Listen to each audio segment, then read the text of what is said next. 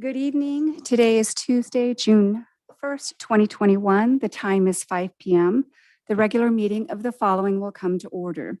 The Victorville City Council and the City Council also sitting as the Victorville Library Board of Trustees, Southern California Logistics Rail Authority, Southern California Logistics Airport Authority, successor agency to the Redevelopment Agency, the City as Housing Assets successor, Joint Powers Financing Authority, and the Victorville the Victorville Water District. Madam Clerk, will you kindly call the roll? Councilmember Becerra. Here. Councilmember Gomez. Present. Mayor Pro Tem Irving. Present. Mayor Jones. Here. Sorry, Chair, I'd like to be recognized. Member Gomez has not been recognized and does not have the floor. Let me let you know that it's really difficult to listen Moving to you on to with these words. proclamations. So if you don't mind speaking just a little bit louder. It's really Okay, so difficult. that would be a point of privilege. I appreciate that. I can hear you much better. So next time, Member Gomez, the mayor is happy to recognize you if you'll state a point of privilege or a point of order. All right, so we're going to move on to our first item this evening. It's our proclamation. This evening, we are going to remember the Venerable Charlie Glasper, a force for good in our community.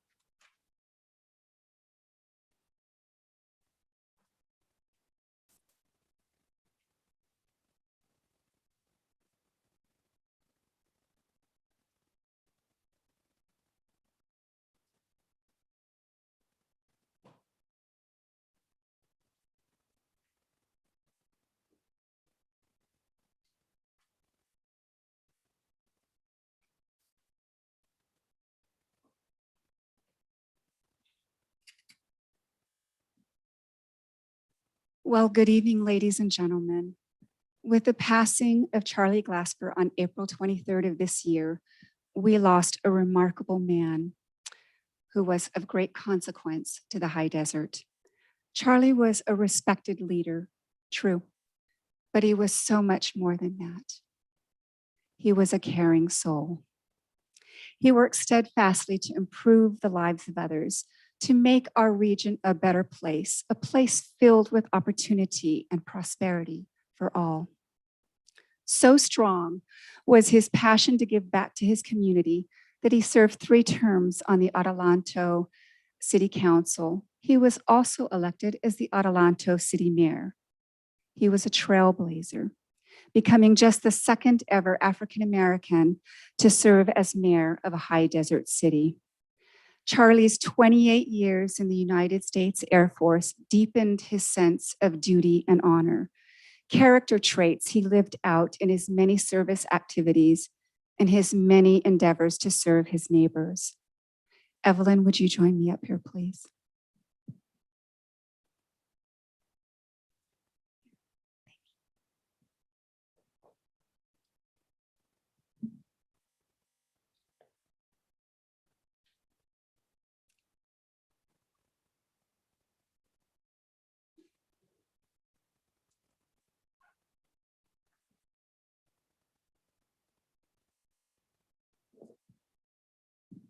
This is the COVID world. My apologies, everyone. I would never do this with Evelyn, but in respect for each other. Evelyn, it is my sincere honor to present to you this plaque from the Victorville City Council to pay tribute to your beloved husband. His legacy of service in the high desert will live on, and we were honored and grateful to have known him. Thank you. Would you like to say a few words? Okay, Mayor Jones and other dais members. This is indeed an honor to accept this because Charlie had an affinity for Adelanto and Victorville. He prided himself on meeting with some of the former mayors on occasion, and he was always ready to challenge them that Adelanto could do the same thing that Victorville could do.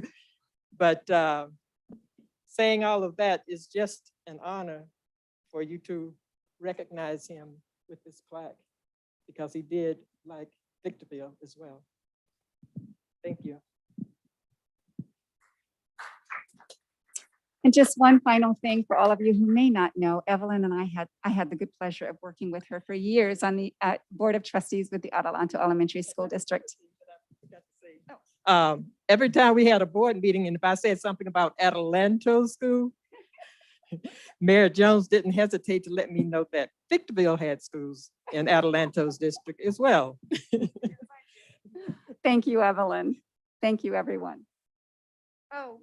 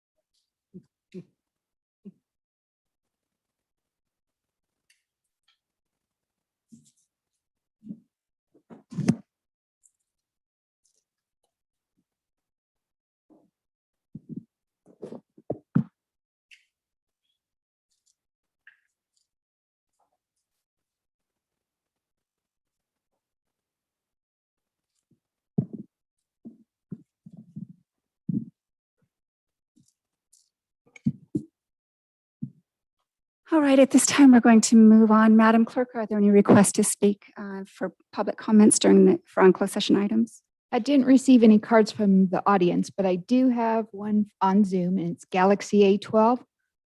All right.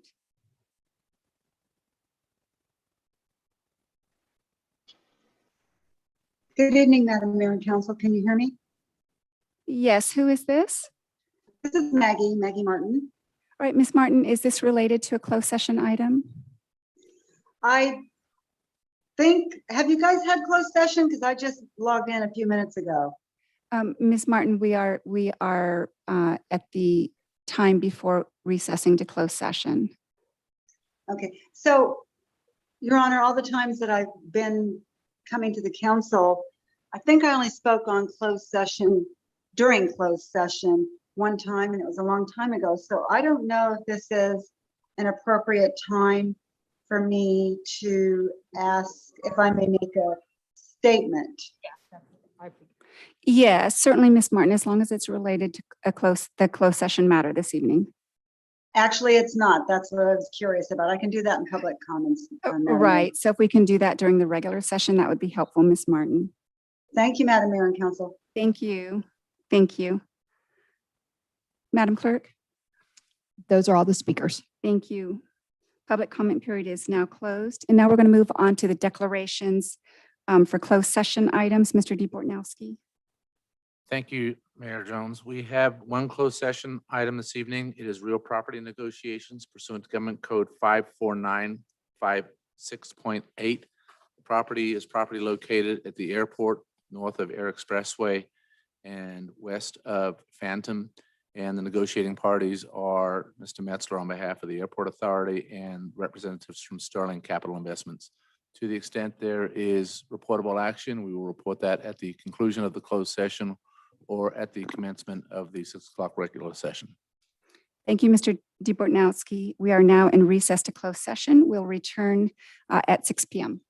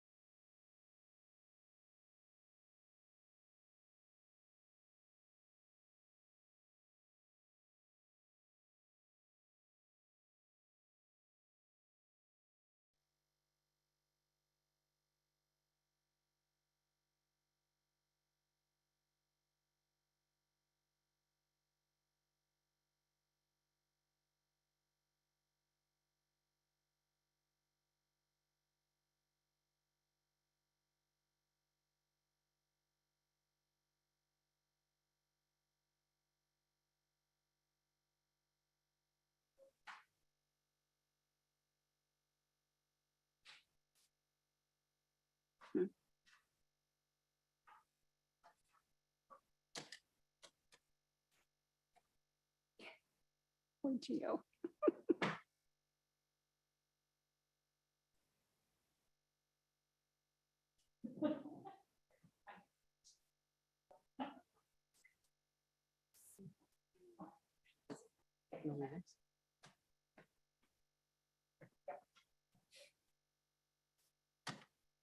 This one right here. Yeah. Okay. But I couldn't, Let me just make it smaller for you. I tried. No. Gotcha.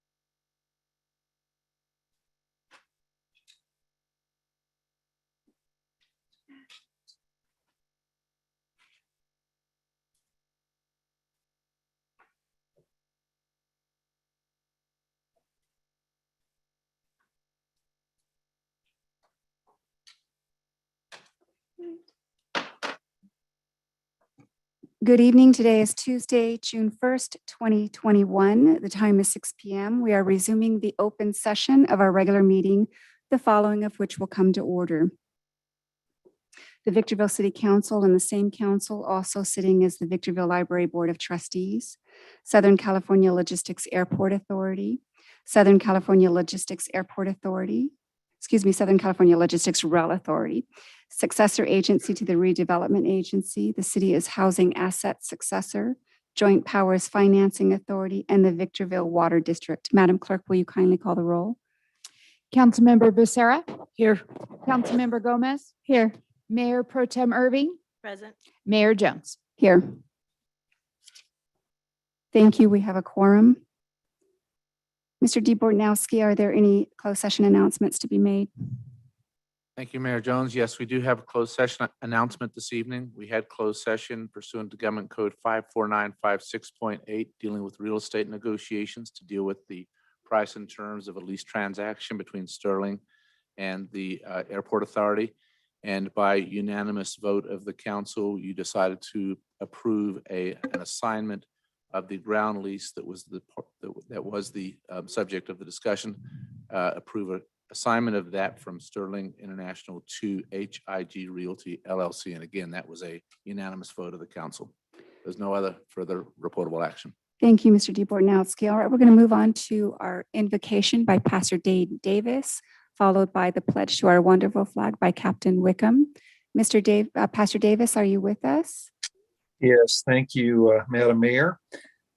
Psalm 15 says, Lord, who may dwell in your sanctuary, who can live on your holy hill, he whose walk is blameless and who does what is righteous, who speaks the truth from his heart and has no slander on his tongue, who does his neighbor no wrong and casts no slur on his fellow man.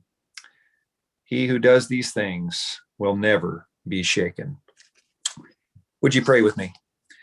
Heavenly Father, we do come to you, thanking you for the opportunity, Lord, to lead. It is a privilege, Lord. It is an honor, and we pray that we would lead well. We pray, oh God, that we would be quick to listen, slow to speak, and slow to become angry as we deliberate.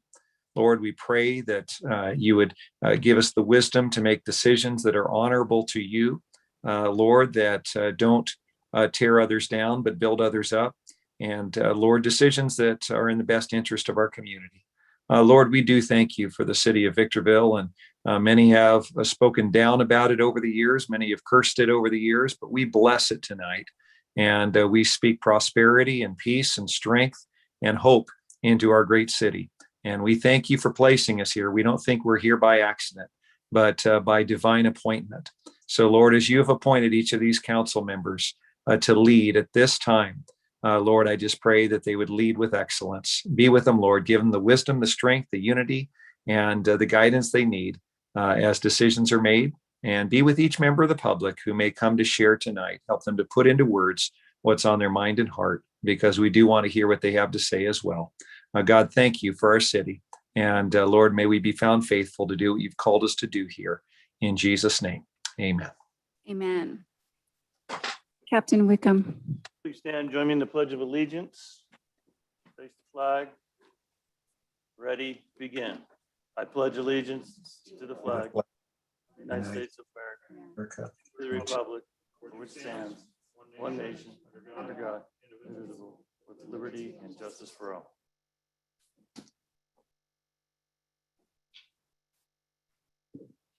Thank you, Captain. All right, Madam Clerk, are there any, excuse me, Madam Clerk, will you please present the agenda and any revisions thereto? In accordance with public health orders, council chambers will be open to a limited number of people during our meeting. The meeting will also be available via Zoom to enable maximum participation by our public. However, for those who do not wish to comment on issues, our meeting may be viewed on YouTube. For future council meetings, public comments may be submitted via email to the city clerk. Submissions must be received no later than 4 p.m. the day of our council meeting. There are no revisions at this time. Thank you, Madam Mayor. Thank you, Madam Clerk.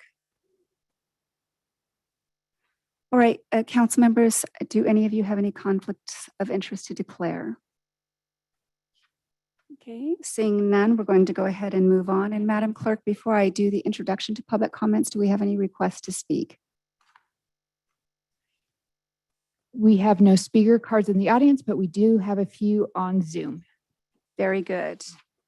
All right, well, welcome to tonight's meeting of the Victorville City Council. Your City Council is interested in your ideas and opinions and further endeavors to incorporate them into its deliberations. At the same time, the council must be able to carry out its business in an organized and efficient manner, free from material disruption. Therefore, this meeting will be administered in accordance with the council's established policies and procedures and Government Code Section 54957.9. Open meeting laws do not confer any privilege or protection for expression beyond that otherwise provided by law, nor do they permit council members to engage in dialogue during the public comment periods. All testimony is to be directed solely to the council. Individuals may speak to issues not posted on the agenda during this public comment section, providing those issues are within the subject matter jurisdiction of the city. Individual speakers may address the council once per public comment period and once per each appeal and public hearing item for up to 3 minutes.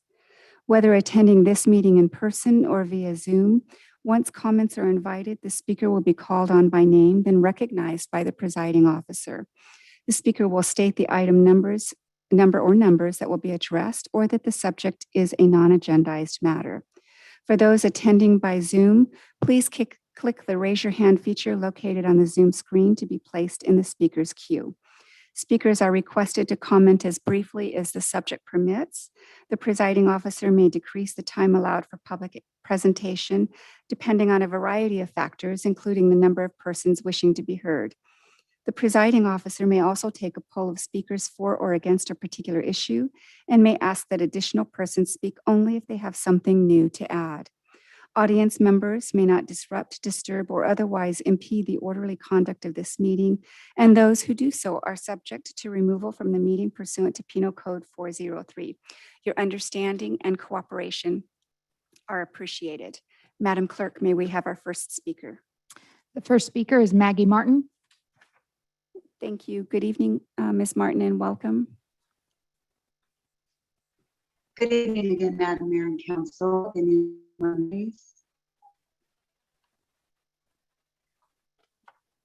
Okay, so I'm gonna just jump right in, not sugarcoat it, not that I normally do.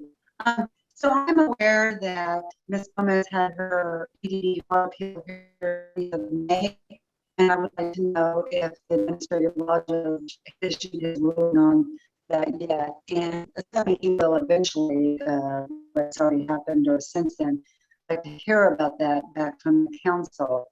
Okay, so the other thing, excuse me, I've noticed since the very beginning.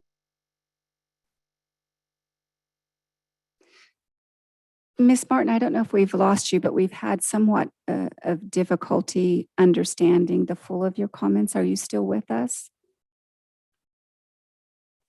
It looks like Ms. her. Martin? Yeah, it looks like her phone cut out.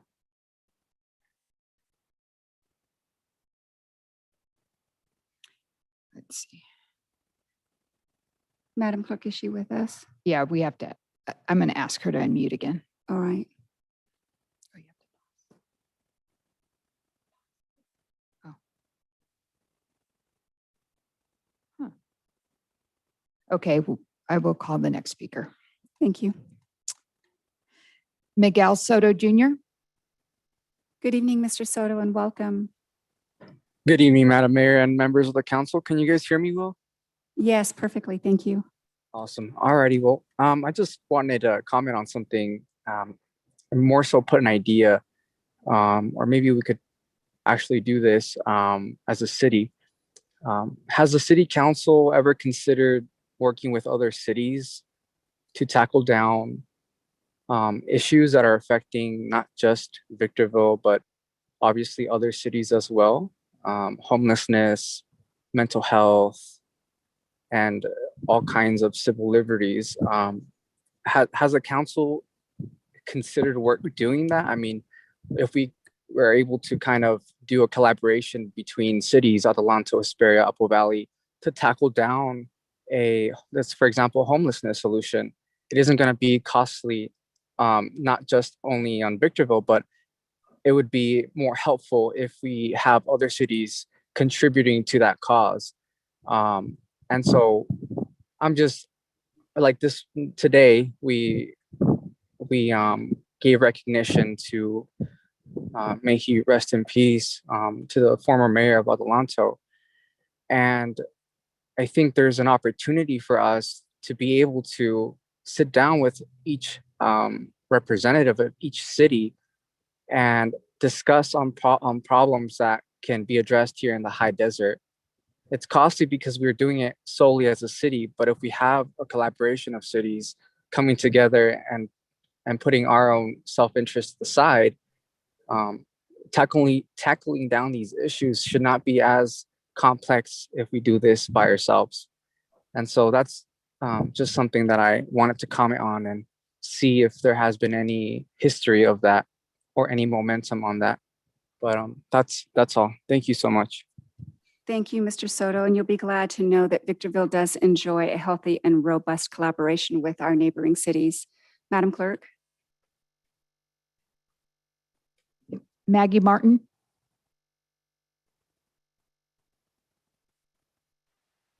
Can you hear me? Yes, we can.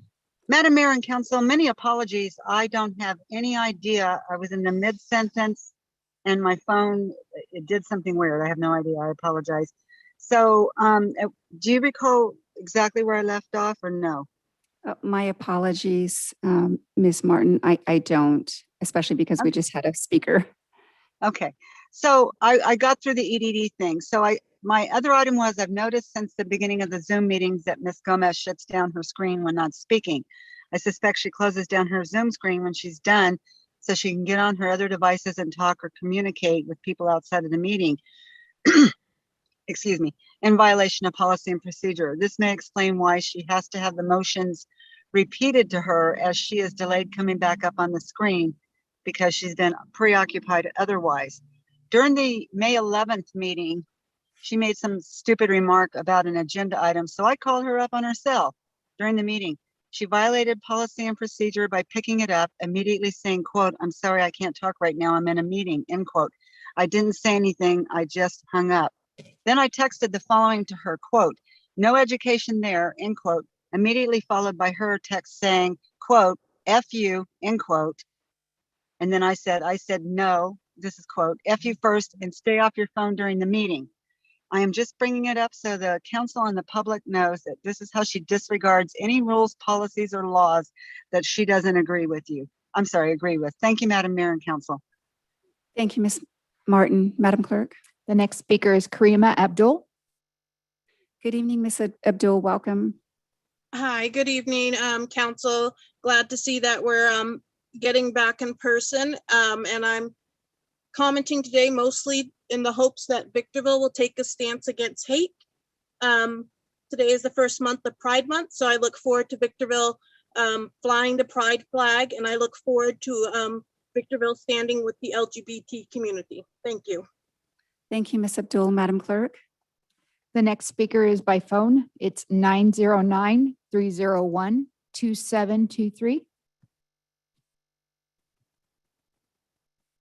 Welcome.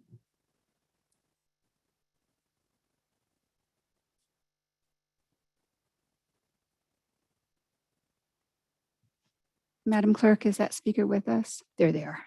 Yes. Hello, good evening, members of the council, Madam Mayor.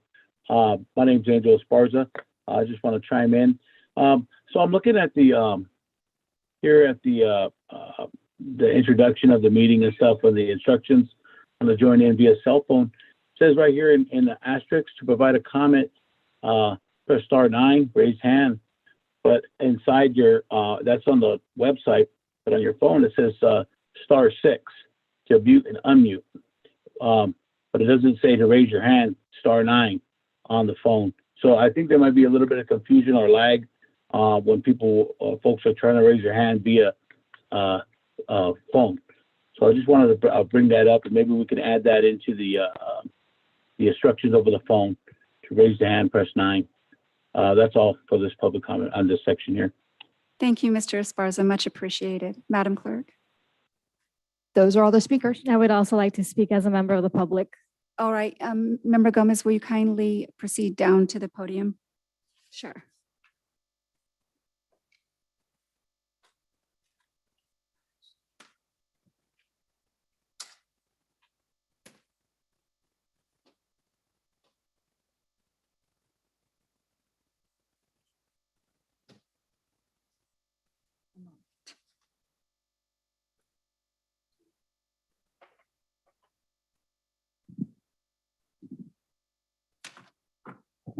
I'm just going to speak as a member of the public here. Member There's no Gomez, need you may for me- not. The chair has requested that you step down to the Where is that in the podium. policy? Is that your personal? 'Cause I've No, never it's the heard of that. directive of the chair. If you wish to speak as a member of the audience, kindly proceed down to the podium. So what are you going to do if I speak from here? Command me? Gomez, we're going to take a recess until you bring yourself to order. When And, are you going to bring yourself into order? okay, all right. The chair brings Member Gomez to order, as it's the chair's solemn obligation to make sure that these meetings are conducted in accordance with our meeting rules of conduct and decorum. It is every council member's obligation to follow the directives of the chair. Member Gomez is being cautioned again to follow the directives of the chair as they are reasonable and expected. And Member Gomez, I invite you, if you No, wish to there is speak as no a member of reason. the Actually, audience, that's you why I may was gonna proceed to the comment. podium. You're not my leader. You're my equal. And that was my comment. Thank you, Member Gomez. So Will I bring finished my yourself to public order. comment. That's Thank what it you, was. Member Gomez. Madam Clerk, will you kindly note in the minutes that Member Gomez has refused to yield herself to our policies and You mean procedures to you? and has continued to breach Can you cite the policy and policy? procedure? Can you cite that Thank policy? you. All right, at this time, as Member Gomez is continuing to refuse to follow our policies and procedures, we are going to take a short recess for 5 minutes with the hope and expectation that Member Gomez will bring herself to order so that we may get on with the business of the city. Thank my you. We will leader- return in 5 minutes.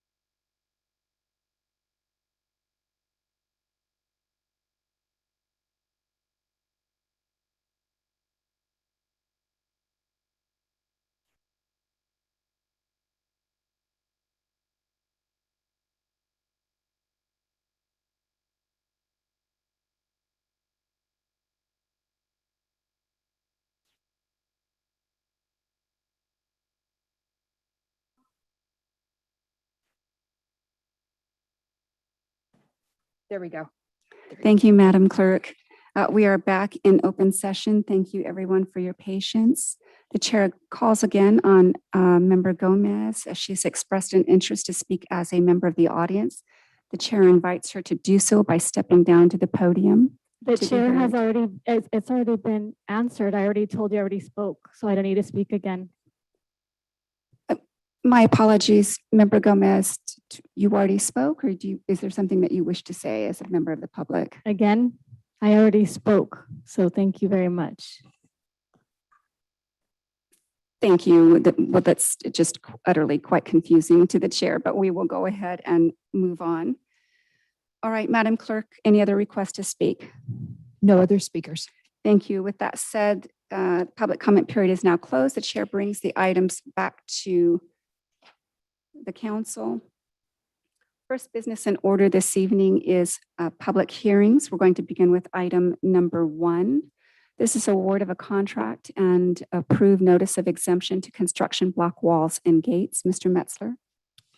Thank you, Madam Mayor and members of the council. This item involves a project that's gone through our procurement process where we've advertised for bid, open bids, and conducted a selection for the construction of block walls to harden or secure wells or water-related facilities. With that, this item was prepared by our Director of Public Works and Water, Mr. Doug Matthews. He's available for any questions or comments. Thank you very much. All right, Madam Clerk, will you kindly read the recommendation? That the Victorville Water District Board of Directors conduct the public hearing previously opened on May 18th, 2021, close the public hearing, approve the notice of exemption, and award a standard construction contract by and between the Victorville Water District and SDC Engineering Incorporated to construct block walls and gates for well sites 204, 208, and 209, project number BM 21-101, in the amount not to exceed $216,617.30.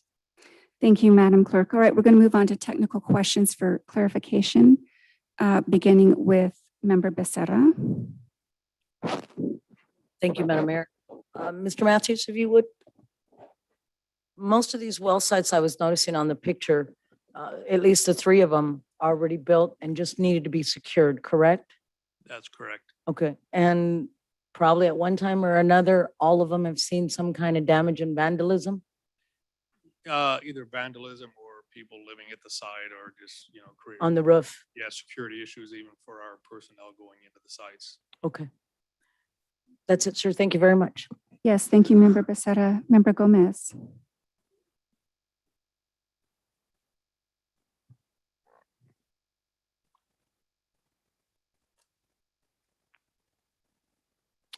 So for item number 1, this is a priority as stated by the capital improvement projects and listed in the 2021-2022 budget line item. Under what different accounts will the costs come from?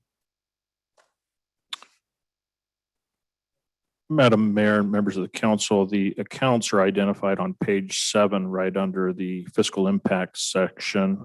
They're all funded out of Fund 410, which is the preceding 3 numbers of that entire account. And the 410 represents the water fund. And then you've got a description there as well as to the particular line item that it would be charged to.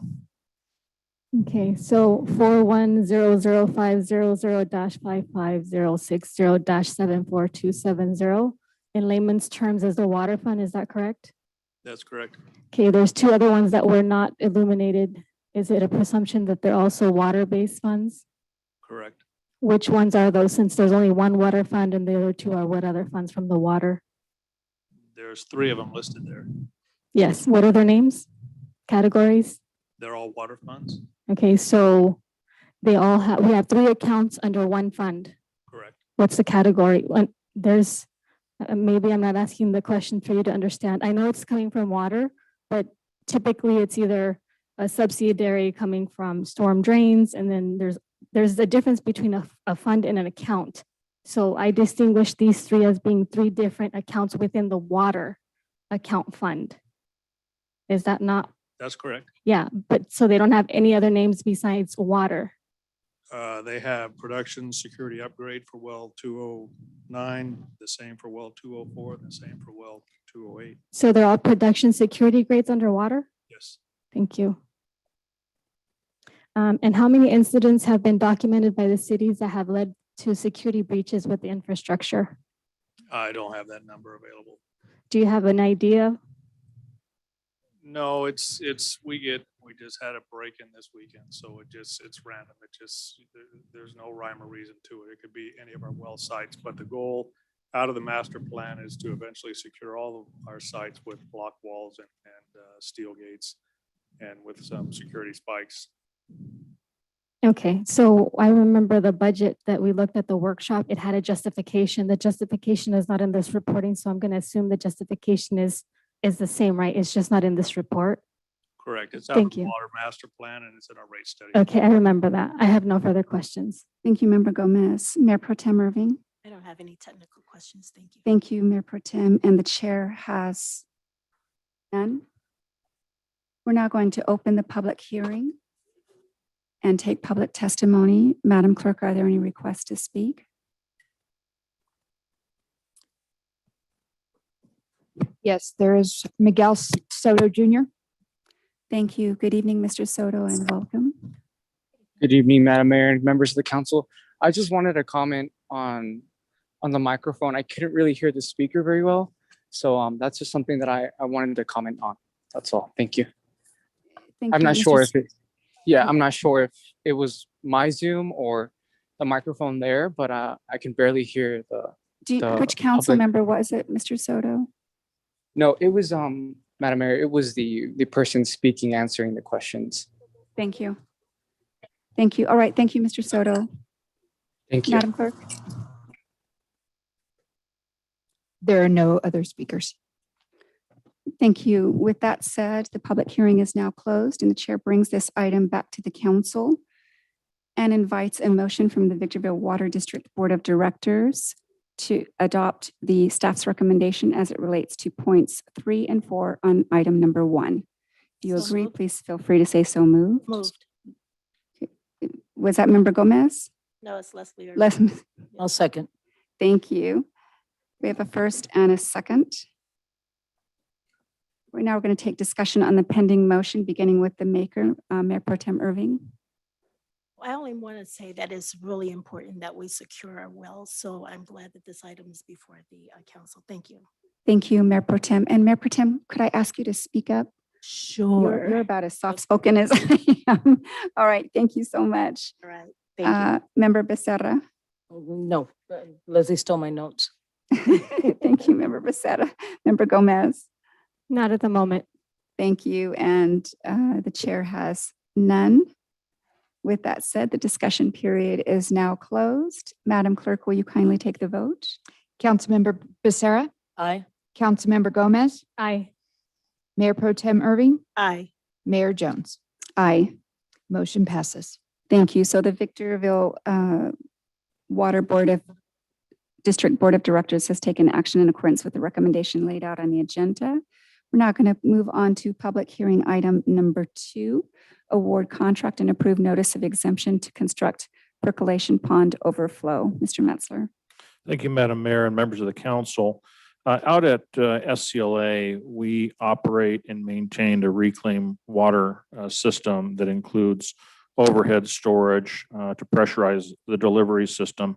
But we also have backup storage relying on a percolation pond over at the Viva de Bure wastewater treatment facility, Perk Pond 14. We've found at times where it'd be helpful to have additional storage capacity in the event we have low consumption from the customers of the city's reclaimed water system. So with that, this item particularly focuses on awarding contract for construction of a pipeline basically connecting 2 percolation ponds, expanding the storage that we currently have out at SCLA. The author on this item is your Director of Public Works and Water, Mr. Doug Matthews. He's available for any technical questions or comments you might have. Thank you, Mr. Metzler. Madam Clerk, will you please read the recommendation? That the Victorville Water District Board of Directors open and conduct the public hearing, close the public hearing, approve the notice of exemption, and award a standard construction agreement by and between the Victorville Water District and Kirtley Construction, DBA Construction to construct an overflow from Pond 14 south to Victor Valley Wastewater Reclamation Authority's Pond 13, project CC 21-111 in the amount not to exceed $99,367.90. Thank you, Madam Clerk.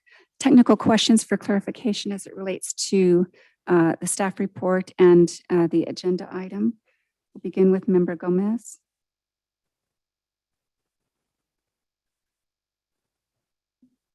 Yes, if there's any external collaboration, how has the external collaborations with the public agencies or the private agencies shaped the discussion of the construction pond overflow, and what external sectors were involved? The only external sectors involved would be Lahontan Regional Water Quality Control Board just for approval, and BVWRA as a pond we're overflowing into pond 13 is their pond. Thank you. I have no further questions. Thank you, Member Gomez. Mayor Pro Tem Irving. No, I don't have any technical questions. No, I don't. But again, I'm applauding the fact that we're building and maintaining our infrastructure and keeping it up. Thank you. Thank you. Member Becerra. No questions, thank you. Thank you. Chair has none. We're now going to open the public hearing and invite testimony. Madam Clerk, do we have any requests to speak? There are no speakers. Thank you. With that said, the public hearing is now closed. And the chair invites a motion from the Victorville Water District Board of Directors to adopt the recommendation laid out on the agenda as it relates to points 3 and 4 specifically. So moved. Thank you. We have Second. a first by Member Becerra, second by Mayor Pro Tem Irving. We're now going to take discussion on the pending motion, beginning with the maker, Member Becerra. No discussion, thank you. Thank you. Mayor Pro Tem Irving. No discussion. Thank you very much. Thank you, Member Gomez. Not on the pending motion. Thank you. Chair has none. Discussion period's closed. Madam Clerk, please take the vote. Councilmember Becerra, Aye. Councilmember Gomez, Aye. Mayor Pro Tem Irving, Aye. Mayor Jones. Aye. That motion passes. Thank you. So the Victorville Water District Board of Directors has just taken action in accordance with the recommendations laid out on the agenda. We're going to now move on to item number 3, which is an amendment to the Old Town Specific Plan with an environmental finding of previously assessed to allow for additional land uses to redesignate a portion of the active open space and open space land use districts to residential medium density, and to remove the community anchor overlay district, as well as other minor modifications within the OTSP on property bounded roughly by the Mojave River and Stoddard Wells Road to the northeast, 11th Avenue to the east, Mojave Drive and Verde Street to the south, and Interstate I-15 to the northwest. Mr. Metzler. Thank you, Madam Mayor and members of the council. There's a lot of history behind the Old Town Specific Plan, but the latest involves last having approved the Old Town Specific Plan in 2018. And that document serves as the regulatory framework for how growth should occur on a much more focused level as compared to what the general plan would do for the city. It's not uncommon for staff to review on occasion the plans throughout the city, and to the extent it's determined necessary to modify or amend, it then brings those recommendations back to the Planning Commission, which it did in this particular case back in May. Planning Commission unanimously approved this amendment. And so with that recommendation, this item is being brought forward for your consideration. The author on this item is your city planner, Mr. Scott Webb. He's available for any technical questions you might have. Thank you, Mr. Metzler. Madam Clerk, will you please read the recommendation? An amendment to the city council conduct a public hearing, receive public testimony, and take the following actions. Find the specific plan amendment previously assessed under the 2018 Old Town Specific Plan Mitigated Negative Declaration. Introduce ordinance number 2420 for adoption and first reading by title only to adopt an amendment to the Old Town Specific Plan and waive a further reading in full of proposed ordinance number 2420. Thank you, Madam Clerk.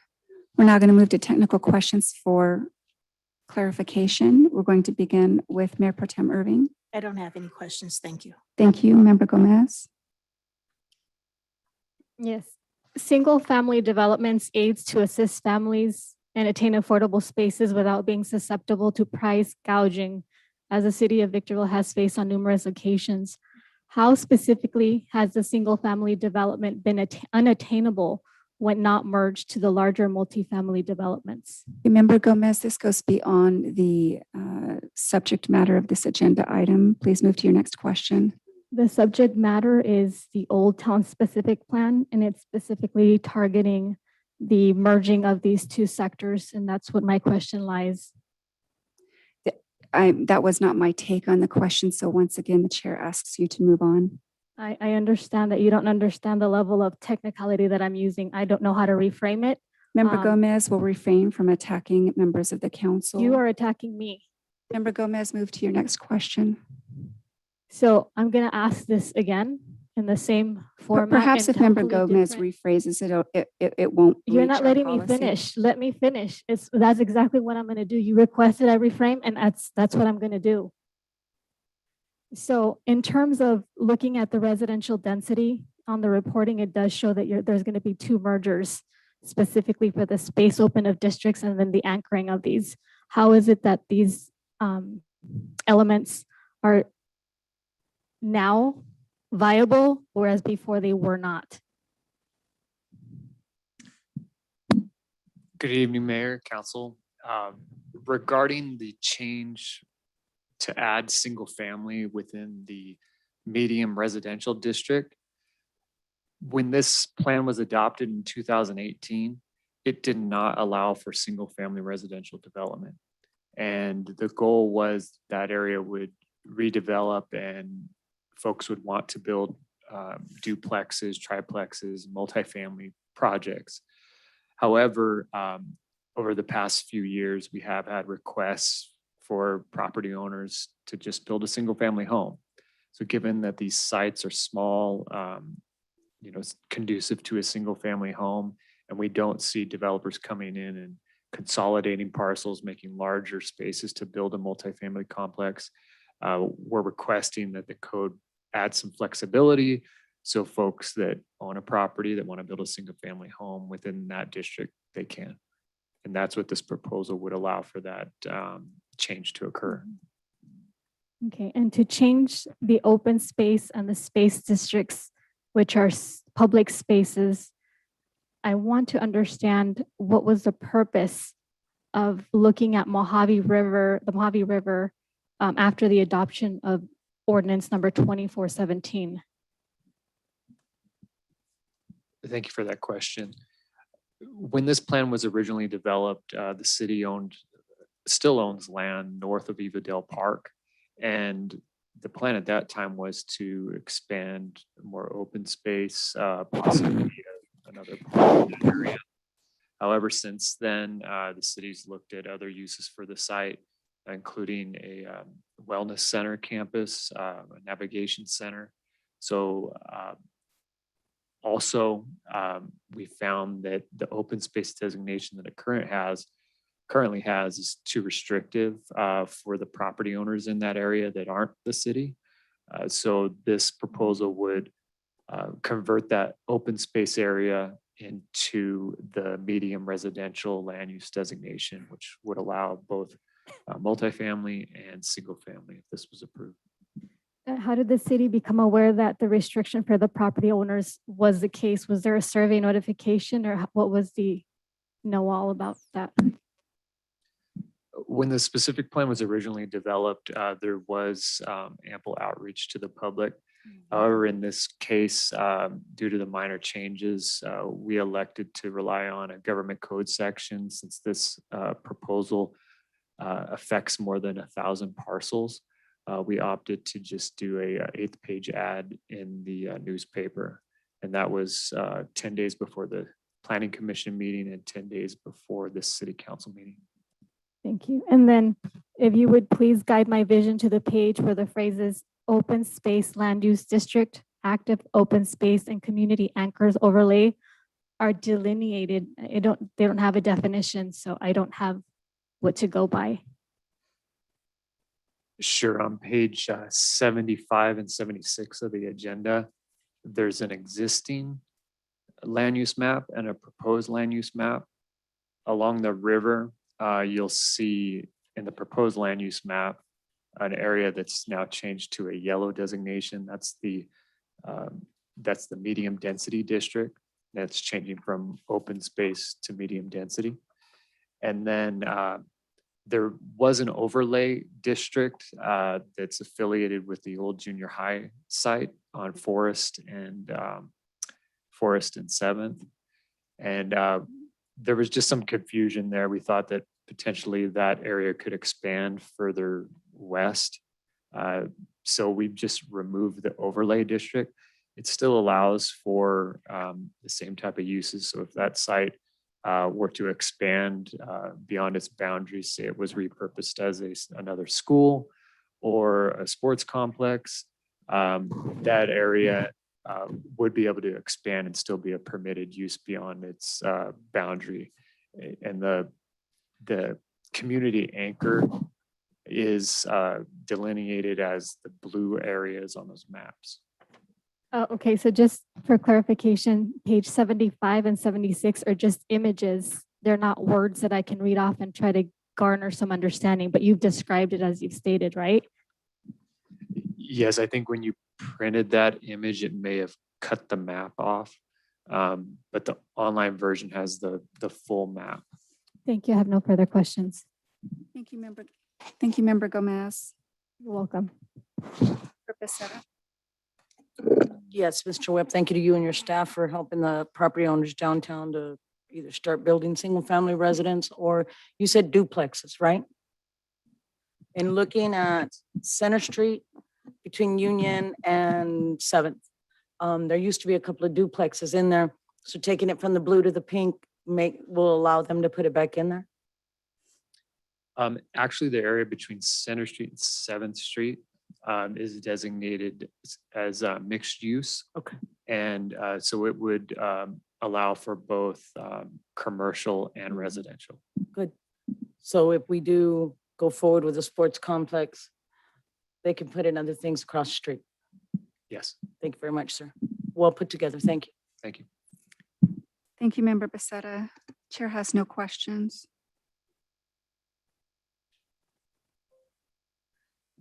Chair now opens the public hearing and invites public testimony. Madam Clerk, are there any requests to speak? Yes, the first speaker is phone number 909-301-2723. Thank you. Good evening. Good evening, members of the council. Madam Mayor, Angel Esparza, once again. Excuse me. So here, just on this specific plan here in Old Town, I'm excited to hear that mixed use is coming to the downtown area, which I frequent quite often. I like to drive my old vehicle through there, my classic car through there, through Route 66. And again, being a resident of the high desert, I just love that growth is coming to that area.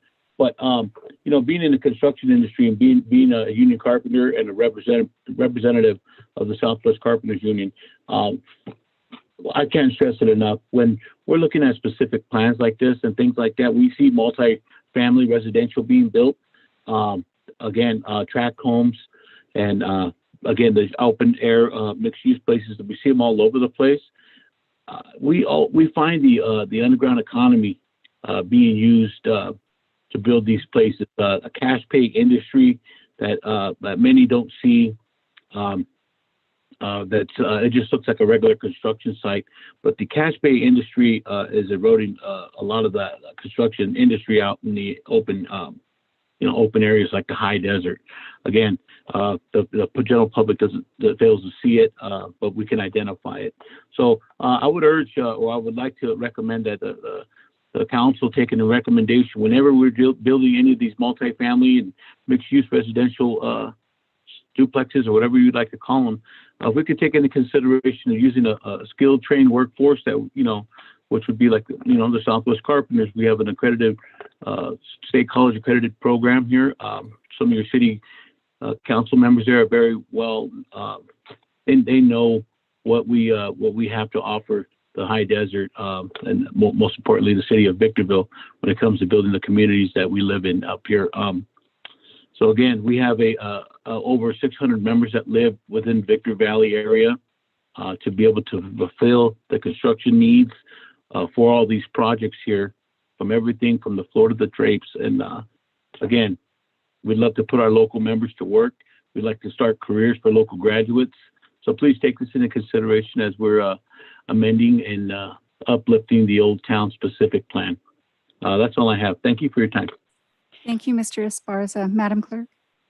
The next speaker is Karima Abdul. Good evening, Ms. Abdul. Welcome. Good evening, Council. I would like to first echo the comments of the speaker before me. I believe it was Angel Esparza. We definitely need those good paying jobs with skilled workers that are safer for our workers as well. And also, as we allow people who own property to build single homes, we have to be aware of redevelopment pushing out people who rent in the area as it's transferred from owner to owner, thus increasing the homelessness in the area. That's something we've got to be concerned about. If we build a homeless shelter, we can't keep on adding to it. Thank you. Thank you, Ms. Abdul. Madam Clerk. Those are all the speakers.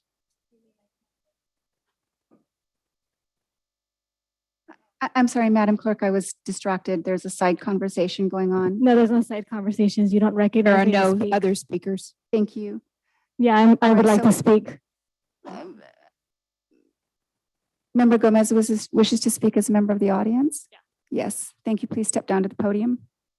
You don't have to tell me. I do that automatically. Thank you. Thank you, Member Gomez. You're welcome.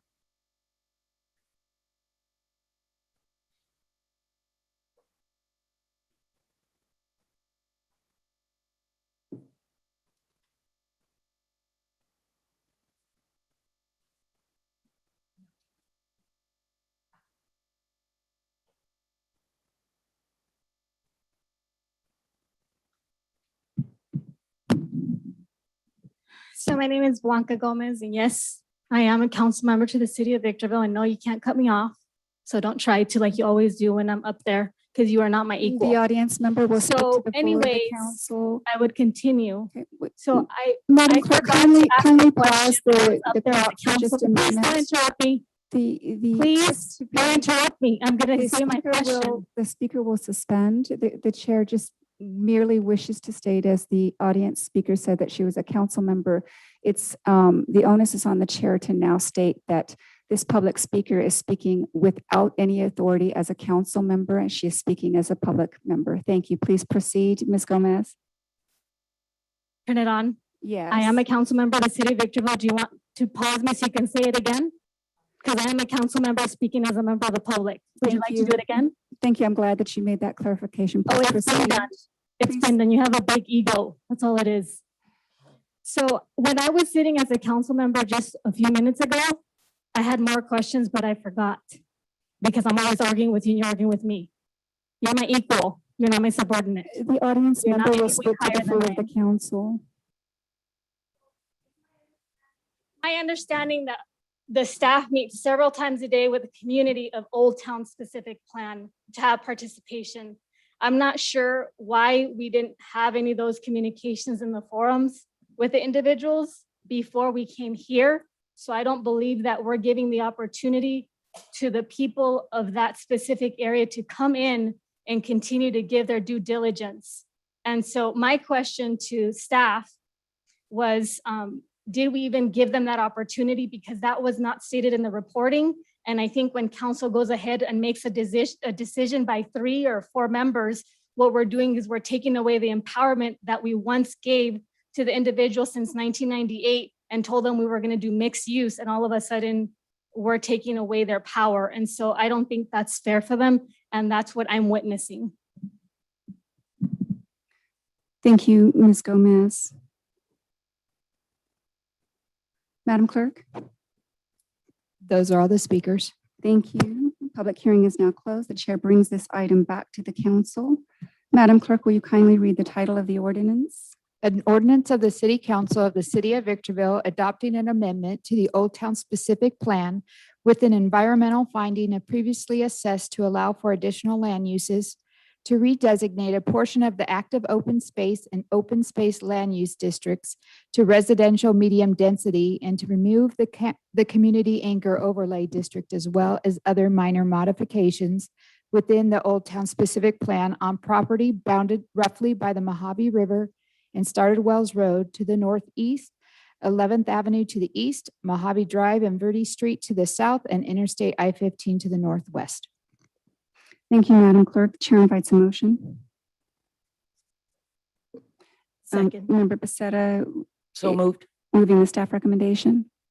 Yes, ma'am. Yes, thank you. We have a first. Is there a second? Second. We have a second by Mayor Pro Tem. Thank you. All right, we're now going to get into discussion on the pending motion, beginning with Member Becerra. Just to make it known, it's not taking anything from them. It's widening it. It's giving them more of an opportunity, correct? Going from, instead of a single home, they can now build a duplex, correct? Okay, Thank so you, this is the point where we're taking comments on the pending motion, but there are times when we have to suspend that when there's an important question, so the chair does allow it. That was my comment. Thank you. Mayor Pro Tem? Yes, I only want to make the comments that I heard I appreciate the comments from Mr. Esparza, and also the fact that we are reducing barriers for construction or in Old Town for people. I also like the fact that in the proposed changes that we have, we're introducing, it looks like we're opening up opportunities for mixed use service districts. So good job. Thank you. Thank you, Mayor Pro Tem. Member Gomez is precluded from speaking on this item as she chose to speak as a member of the audience. Chair has no comments on the pending motion. Discussion period is now closed. Madam Clerk, will you please take the vote? Councilmember Becerra, Aye. Councilmember Gomez, Nay. Mayor Pro Tem Irving, Aye. Mayor Jones. Aye. That motion passes with Councilmember Gomez voting no. Thank you. The council has just taken action in accordance with the recommendation laid out on the agenda. We're going to now move to our next business in order, which is the consent calendar. Yes, I'd This like is to pull some items. One moment, Member Gomez has not been recognized. Yeah, but you never let me Consent speak. calendar You items tell me that number I don't have the 4 opportunity, so I have to through cut you off. 10. The member will suspend while the chair is speaking. Well, then Again, let this me is the know when I consent calendar for items 4 through 10. Member Gomez is recognized. Okay, so I'd like to know how you'd like to address this, because when I don't speak soon, you cut me off, and when I do, you cut me off. So how would you like me to do this? Yes, so Member Gomez, the chair expects every council member to yield herself to the policies and procedures. One of those policies is that each member must gain the recognition of the chair before speaking. Please proceed. Do you wish to? That wasn't clear, but I will continue. So I do have consent items that I would like to make comments or questions. They're items 6 and 7, and 10. Okay, again, that's 6, 7, and 10. 6, 7, and 10. Okay, so the member will take them one at a time. I'm sorry, would you beginning with repeat item that? number 6. Okay, so number 10, I was present May 4, 2021. I was present for both sessions all the times, and there's a correction that needs to be there. So for the record, you know that I was here. The next one is number 7. What does the 16,000 in this agenda refer to? Is it vacation? There's a lot of money going to one single employee. So I just wanted to see if it was a vacation or what it was. Was that item number 6 That Member was Gomez? item number 7. Yep.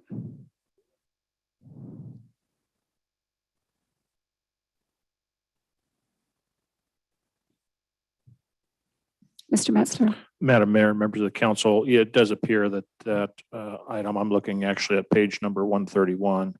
And because this is before May 1st, it likely captures some vacation payouts. And then the next one, number 6, we're all part of the warrant and the wire is also in compliance with the most recent audit that the city went through? Or was the oversight of the financial department, if there is one, were they notified of the compliance with state laws and codified in more than the city policies and the procedures?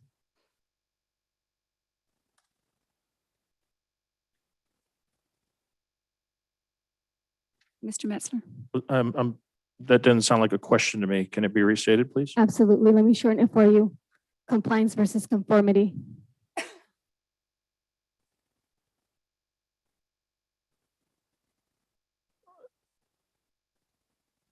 I'm sorry, you're gonna have to restate that. I have Yes, no so, idea what so you're the saying. records show that there has been a conformity, but it does not state that there was any compliance because those two terms are very distinct. I'm just asking for clarification. That's all I'm seeking, nothing more. That's a clarification I can't give you related to this item. This item is dealing specifically with the commercial demand schedule, so it's summarizing all the check warrants that were issued during the identified period of time.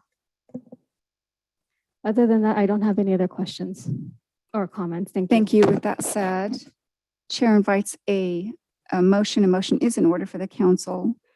Council acting in its various boards of directors to approve action on consent calendar items 4 through 10 in accordance with the recommendations presented on the agenda. So moved.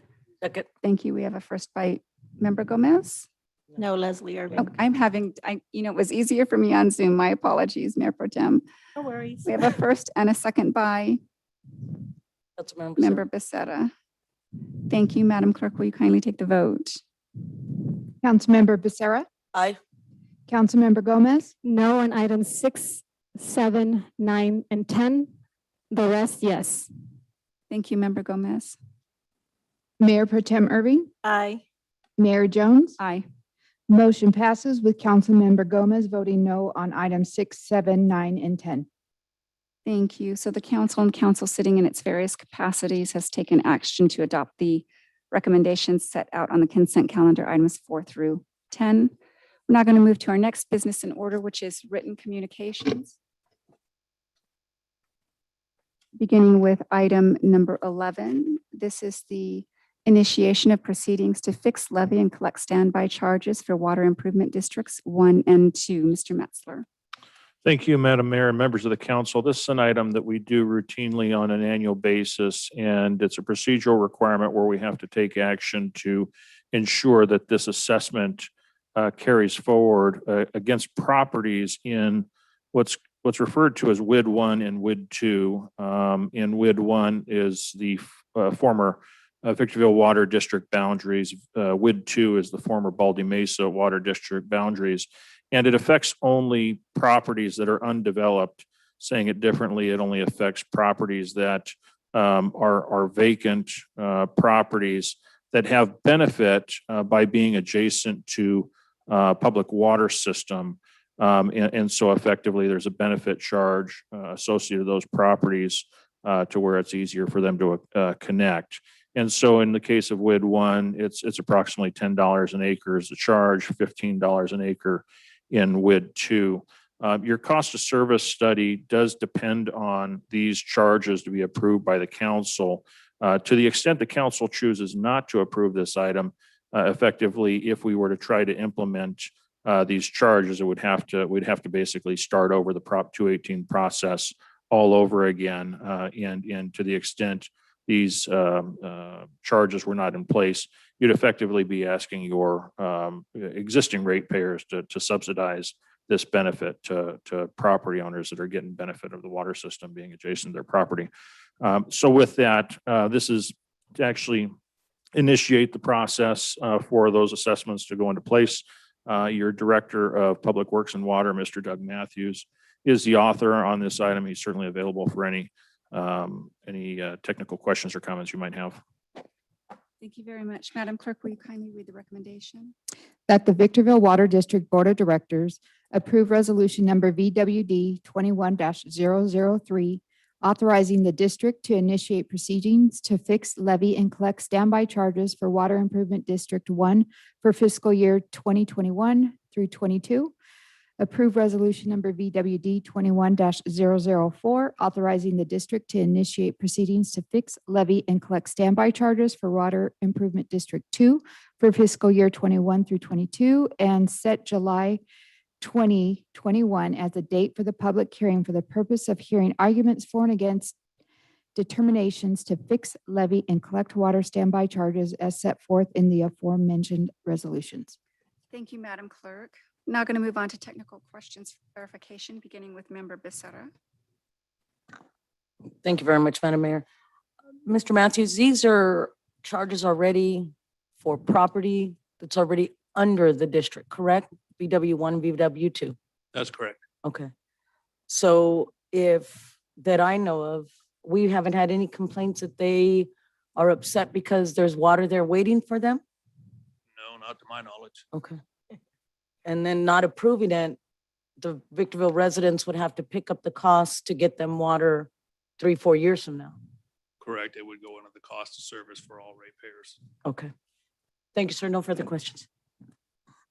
Thank you, Member Becerra. Member Gomez. Yes, there's clarity with the city manager's oral presentation. I'll be paraphrasing what he stated that needs clarity for me. Something about Prop 218 would need to be reinitiated if this council would not approve this item with a majority. And that meaning there would be subsidies have to be paid by rate to taxpayers. I need clarification, please.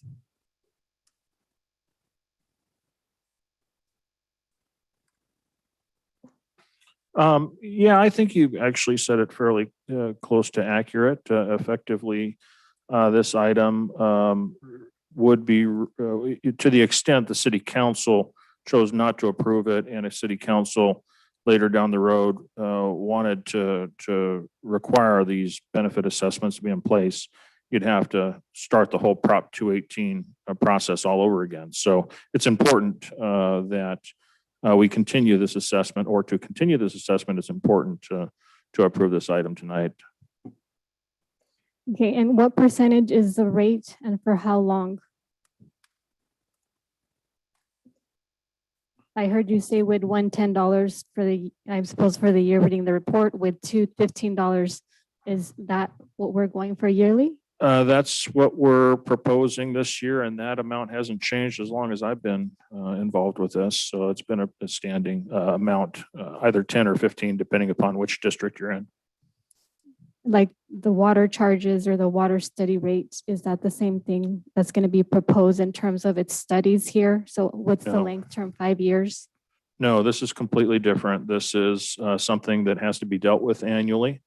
We typically do it around this time every year, has to be re-upped and approved annually.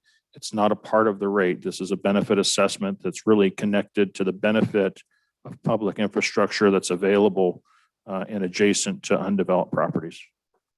So a benefit assessment means that the city of Victorville is subsidizing the taxpayers, not the other way around? No, that's incorrect. So what is it? It's an assessment to property owners so that they can pay for the benefit of the public improvement that's in front of the property. Okay. Has the city sent out pre-notifications of the intent besides today's written communication? The notices will be sent. And is there going to be a charge of whether the water is used or not? Yes, So in other words, whether they use it or not, the charge will still be in place? yes, it's to have facilities available. And will the charges be levied to properties that are not within the improvement districts? No, That's only within 600 feet, I presume? in WID 1, yes. And how many of the large improvements districts, referring to WID 1 and WID 2 with the term of improvement districts, do they all fall within, in other words, a mental map of WID 1 and WID 2? Does that cover the entire 72, 74 square mile of the city, or is that just specific locations? It's the entire area of the city plus a sphere of influence as part of the water district boundaries. Okay, thank you. No further questions. Does, Mr. Matthews, does it include Mountain View Acres as well? No, we don't. Hold on. Yes, it would include them as well. Sorry. Thank you. Thank you, Member Gomez. Mayor Pro Tem Irving. Yes, I think my question has been addressed, but just for the sake of asking, this happens routinely, annually, every year, initiating these proceedings, correct? That's correct. Thank you. Thank you, Mayor Pro Tem. Chair has no technical questions for clarification. Proceeding from the questions, the chair invites a motion from the Victorville Water District Board of Directors to adopt the recommendations set out on the agenda as to points 1 through 3. So moved. I have a Second. different motion. Have Member Gomez, did you Yes. request a substitute motion? I would like a different motion from the one that was. Yes, if you moved. can hold on just a moment. So on the main motion that was moved by Member Becerra. Yes, ma'am. Thank you. All right, Member Gomez, please proceed. Yes, I would like to make a motion that would allow 218 to kick in for the residents to have the opportunity to weigh in no later than 30 days from today's date. Have a substitute by Member Gomez. Is there a second? Hearing no second on the substitute, the motion dies.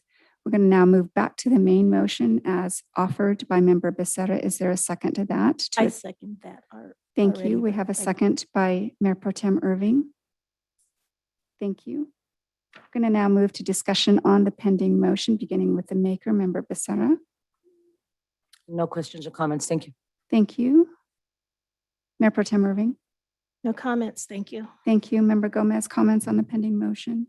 Yes, I think the opportunity for individuals to weigh in would be Prop 218. Unfortunately, it doesn't look like it's going to be. Member But Gomez, that's my this is comment. discussion on the pending motion. Please Thank you. confine your remarks. Thank you. No further. Thank you. Member Gomez, Chair has no comments on the pending motion. Discussion period is now closed. Madam Clerk, will you kindly take the vote? Councilmember Becerra, Aye. Councilmember Gomez, Nay. Mayor Pro Tem Irving, Aye. Mayor Jones. Aye. That motion passes with Councilmember Gomez voting no. Thank you very much. So the Victorville Water District Board of Directors has just taken action in accordance with the recommendation laid out on the agenda. Moving on to item number 12. This is the proposed new water rates, acceptance of the water rate study, and scheduling of a public hearing to consider adoption of the proposed new water rates. Mr. Metzler.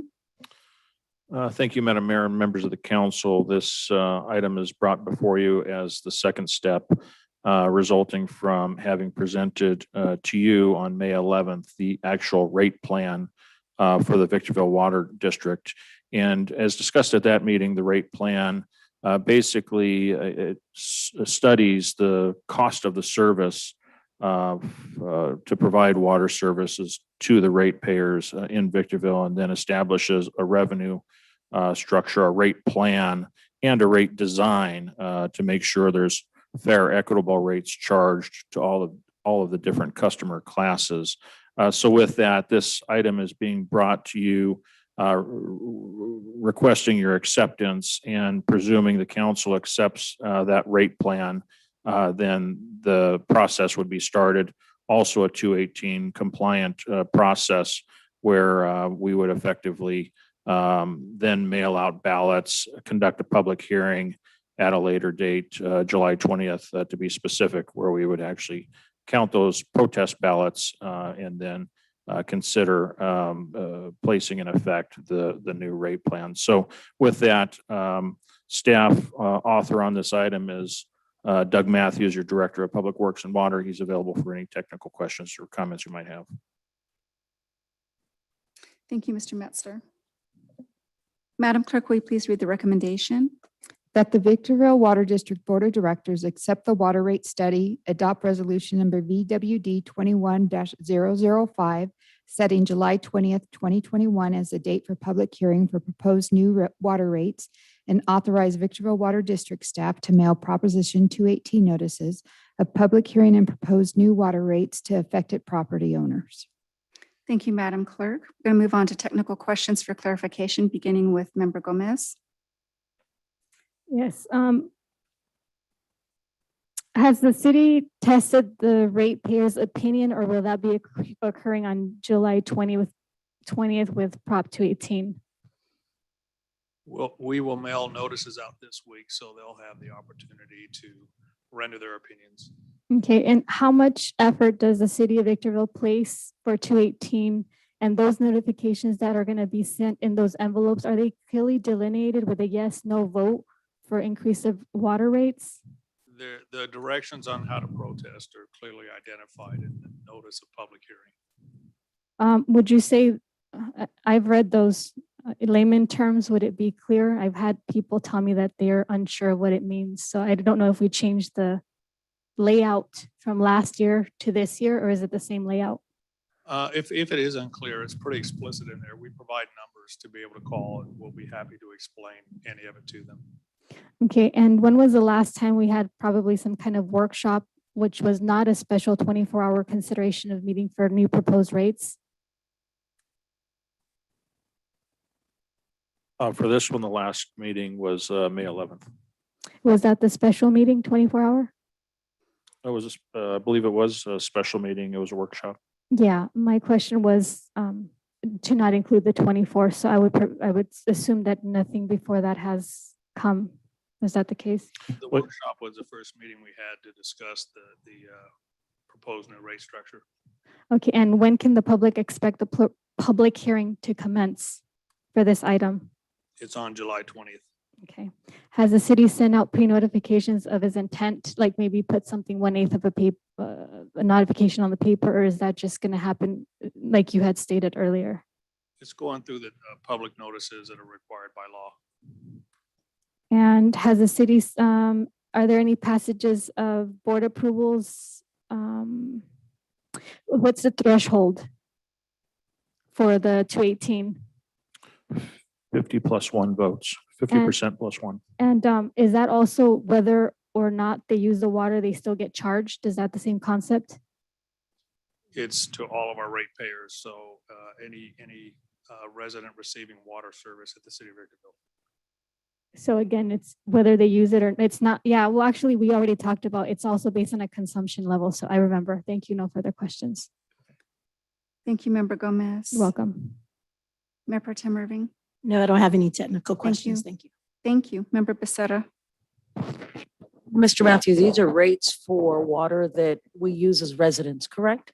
It's for, residents, commercial, industrial, all of our customers, 36,000 and change. But it's for the water we actually use, not saving, not, okay. And we don't tell our residents how to turn on their water, correct? Correct. They're aware. Thank you. Thank you, Member Becerra. The chair has a few questions. Mr. Metzler, can you, I know the answer to this, but I think it will be helpful to our community. Can you please explain the importance of a water rates study and why it's important that we put this information out and what protections it provides to our residents? Yes, thank you, Madam Mayor and members of the council. Of course, water is a very essential resource, and it requires a fairly extensive effort, not only to secure the right, but to pump it, to store it, to treat it, to deliver it. And with that, just in the system itself, there's just a large amount of expense. And absent the right resources to actually satisfy all of those expenses, including the capital expense, you actually jeopardize the integrity of that system to where you could potentially impair the ability to safely provide and deliver water that we all consume. So it's very much necessary to plan for this over, in this case, a 5-year horizon, so that you know what's necessary from beginning to end to actually be able to deliver that water to the customers reliably. Thank you. And these rate studies are obligatory. Thank you. Correct. And then as it relates to Proposition 218, is the city or the water district permitted to make a profit per se on the raising of rates? As a public agency, we are not permitted to make a profit. Thank you. And on the notices to the public, do those notices have to meet certain requirements as to what is disclosed in them? It does. And they're very specific and requires a detailed amount of attention to actually get them right. Those disclosures are so that our residents can make informed consent as to whether they wish to yield themselves to a water rate or not, whether they wish to protest. That is correct. Thank you. Chair has no further questions. All right, and the chair now invites a motion from the Victorville Water District Board of Directors So moved under 1, 2, and 3. on item number 12. Thank you. Yes, The ma'am. staff's recommendation, Member Becerra. Yes, ma'am. Thank you. Is there a second? Second. Thank you. We have a second by Mayor Pro Tem Irving. We're going to take discussion on the pending motion, beginning with Member Becerra. No discussion. Thank you, Madam Mayor. Thank you. Mayor Pro Tem Irving. No discussion. Thank you. Thank you. Member Gomez. The notifications sent are not clear. They haven't been changed. It's very unfortunate. So anybody who's listening, just know that you're Member going to get an Gomez increase is of to 3%. address her count, That's so her unfortunate. comments on the Thank you for pending letting me motion. speak and not blocking my way of thinking. Thank you. Moving on. Chair You're has welcome. no questions on the pending motion. Discussion period is now closed. Madam Clerk, kindly take the vote. Councilmember Becerra, Aye. Councilmember Gomez, Nay. Mayor Pro Tem Irving, Mayor Jones. Aye. That motion passes with Councilmember Gomez voting no. Thank you. So the Victorville Water District Board of Directors has adopted the recommendation set out on the agenda. Moving on to item number 13. This is the Used Oil Payment Program Grant Cycle OPP 11 Acceptance and Budget. Mr. Metzler. Thank you, Madam Mayor. Yeah, this is just the acceptance of a grant where we will actually appropriate both on the revenue and expense side the amounts of the grant. And this is actually obtained pursuant to California Public Resource Code, where CalRecycle actually administers these grants. This has become fairly routine for us. So this item specifically is seeking the authorization to approve the grant. Thank you, Mr. Metzler. Madam Clerk. That the City Council adopt resolution number 21-050 to authorize acceptance of the Used Oil Payment Program Cycle 11 grant and authorize the city manager or his designee to process all documents required for program administration and ratify the associated expenditure plan. Thank you, Madam Clerk. Technical questions for clarification, beginning with Mayor Pro Tem Irving. No, this is just simply accepting a grant that's pretty routine to collect used oil. No questions or Thank you. technical verification. Thank you so much, Mayor Pro Tem. Member Becerra. No technical questions. Thank you. Thank you, Member Gomez. Yes, how and who determined the appropriations of the grant to fall into the projected categories enlisted on item number 13?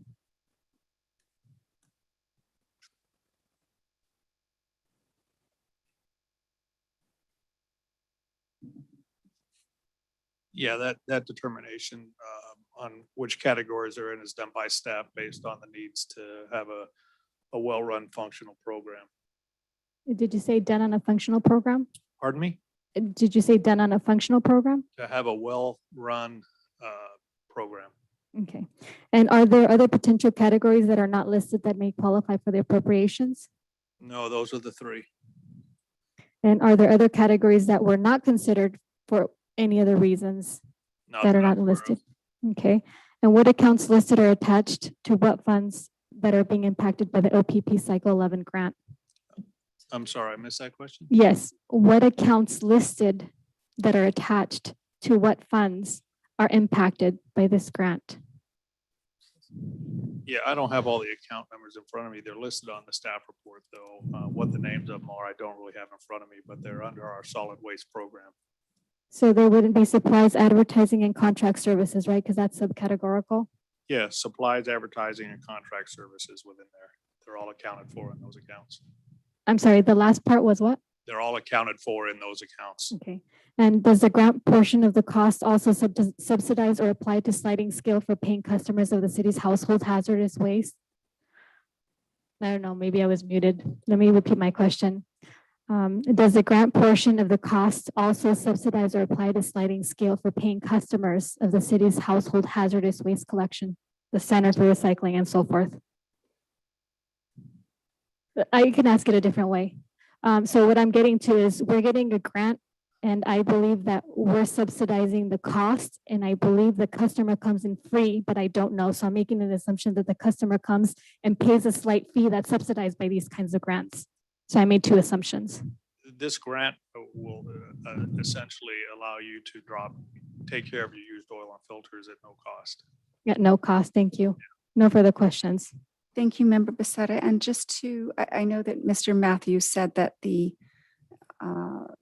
accounts where the revenues would be posted to was in the agenda, but Member Gomez, just so that you have it handy, it's on the cover page of the first page of item number 13.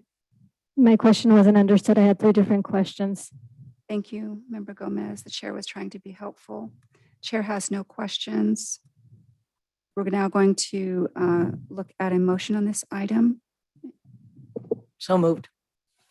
Member Becerra, does Under 1 and 2. Yes, ma'am. Yeah, on staff's recommendation. Thank you. Second. Thank you. We have a first and a second. Now going to take discussion on the pending motion, beginning with Member Becerra. No questions. Thank you. Thank you. Comments. Yes, thank you. Member Gomez.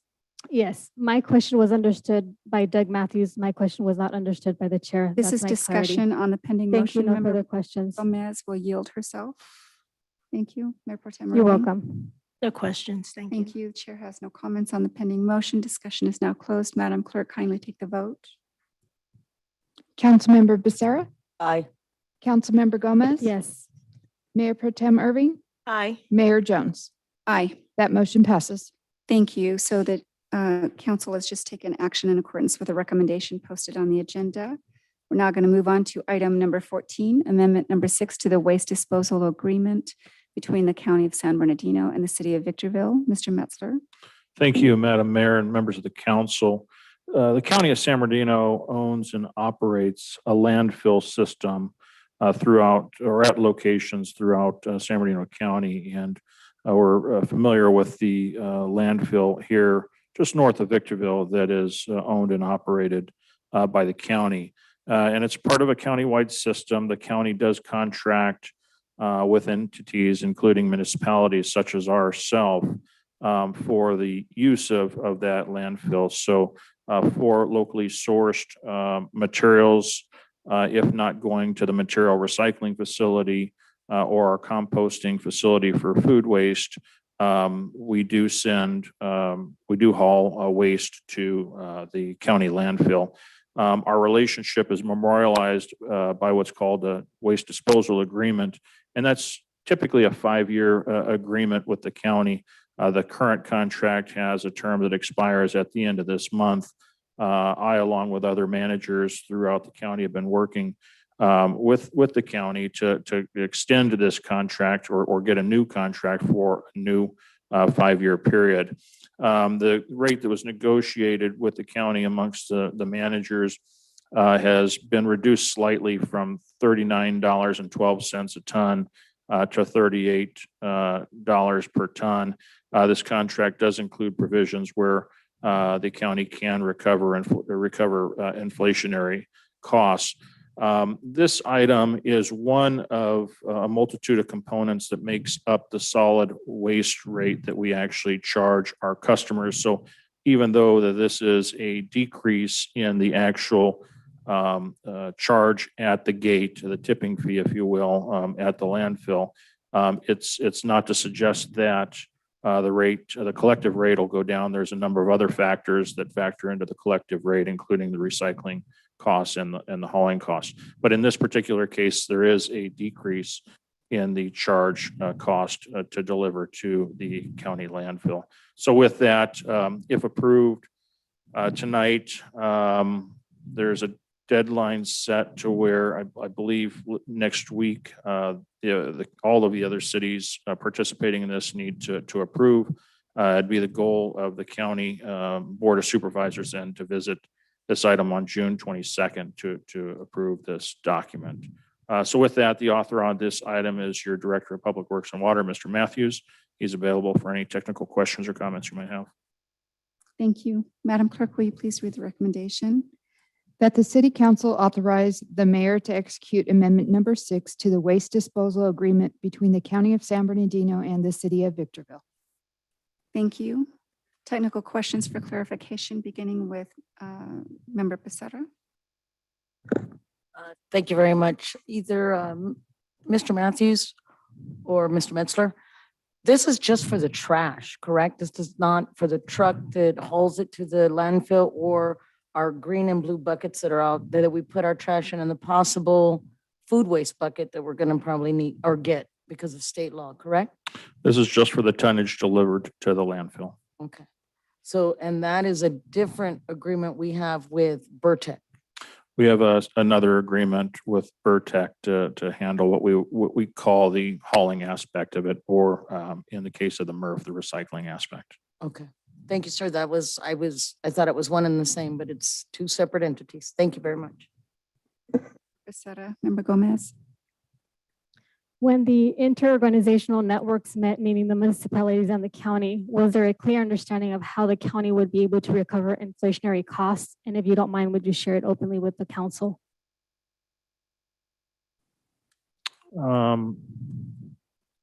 Probably have to go back to the agreement to see how that's defined. It's typically defined by some type of formula spelled out in the agreement. I can't recite it. It's likely in a provision of the contract. Okay, I'll go to the next question. Yeah, it's actually on, it's on page 497 of your agenda.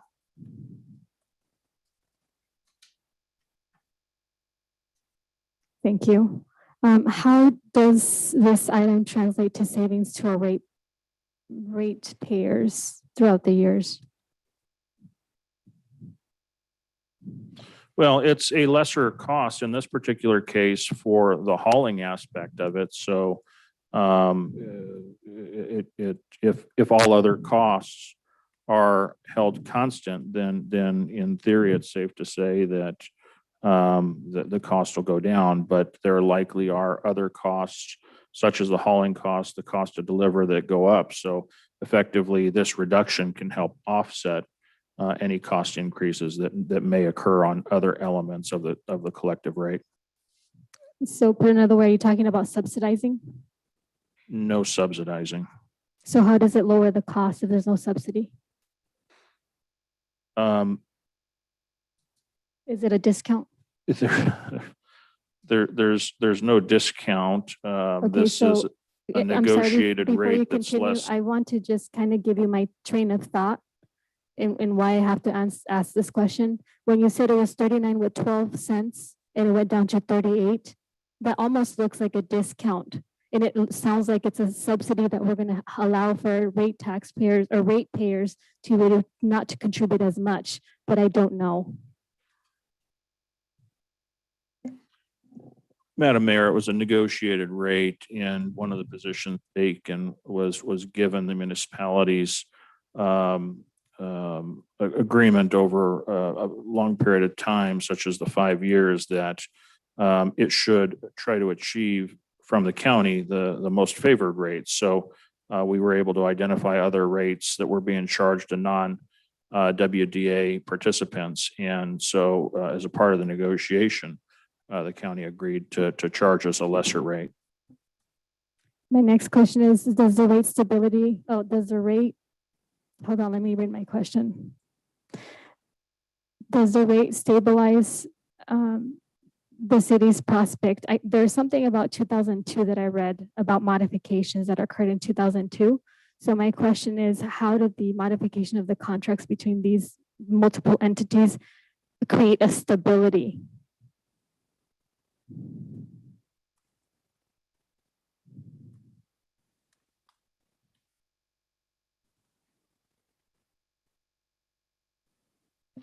I guess the best answer I can give, given the question is, stability can be achieved from the multiple municipalities committing to send to the system, and to the extent the landfill system can rely on a source of landfill material that has revenue attached to it, it gives some sense of reliability to the county in how it can manage the cost of service for its system. Thank you. No further questions. Thank you, Member Gomez. Mayor Pro Tem Irving. First of all, I want to say I appreciate the robust conversation. I got a little confused. I thought I had an understanding, and now I'm confused again. So a pointed question. This amendment is going to save money for the city, but those cost savings or savings will not be passed on to residents. We won't see a decrease, but we may not see an increase. Is that correct? I'm sorry for the confusion, Madam Mayor, members of the council. I think saying it differently, this is one of at least 3 components to the collective trash bill. I understand that.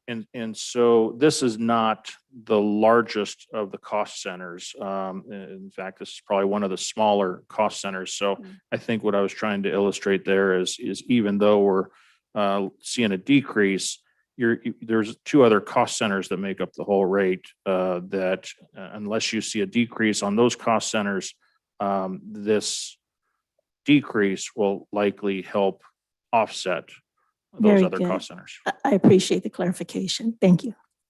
Thank you, Mayor Pro Tem. Chair has no questions and now invites a motion to adopt staff recommendation. So moved by Councilwoman Gomez. Thank you, Member Gomez. Is there a second? Second. Thank you.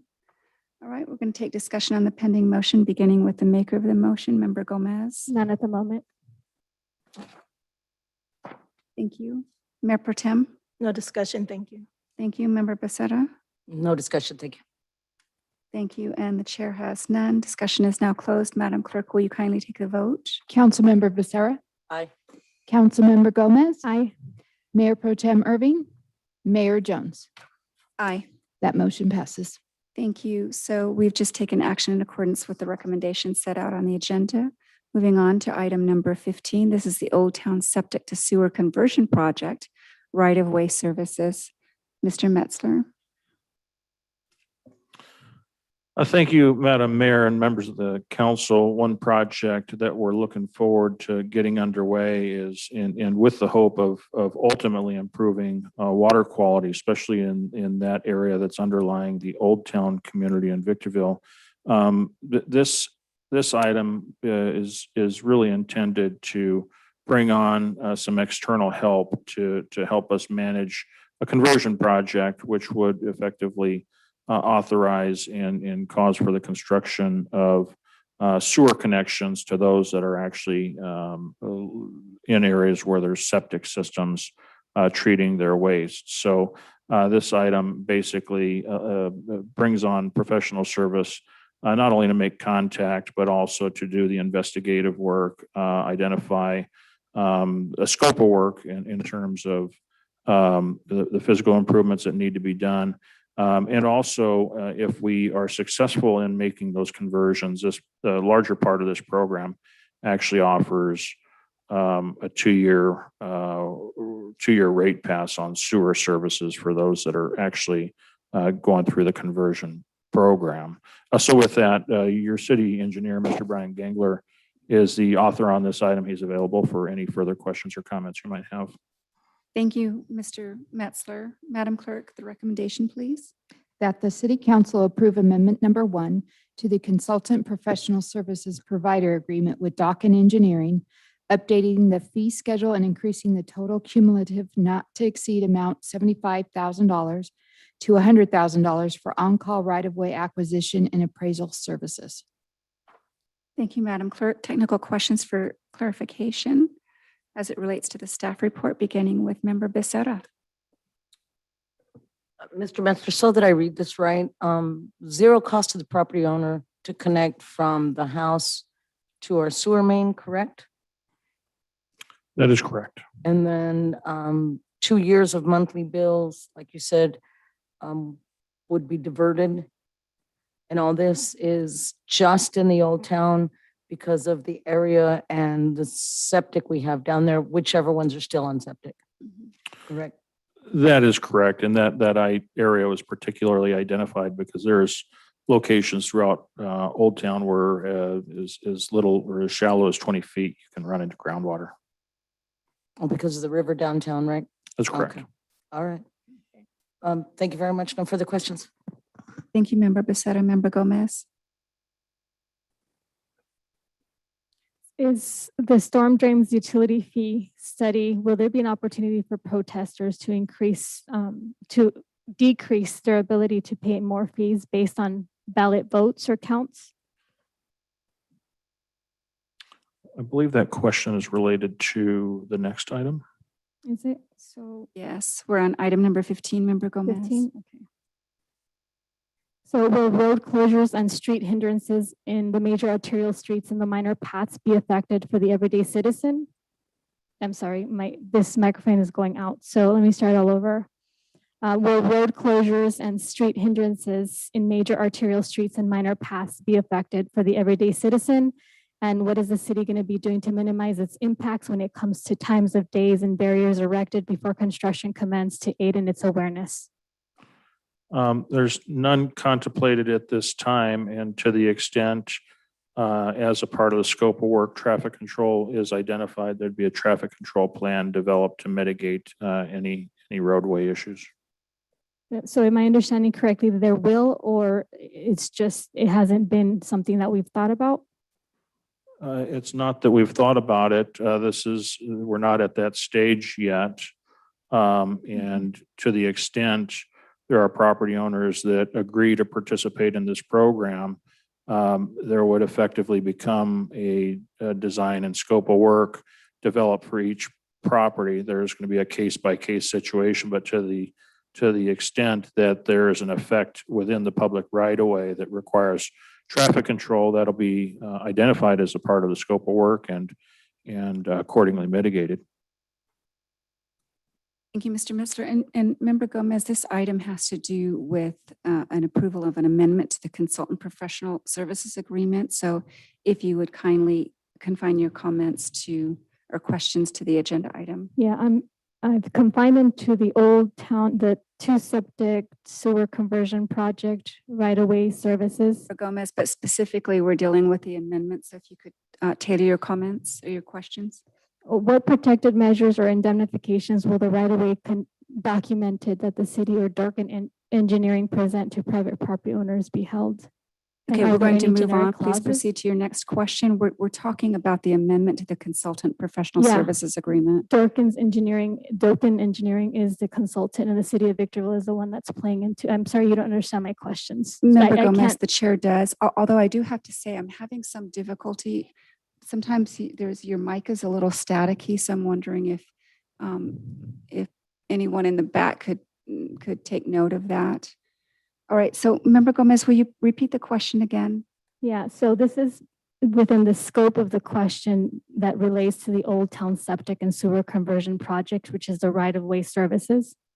And my question is pertinent to this matter because we will be, I hope, with the private property owners will be receiving this document from probably Brian Gengler, which is a notification.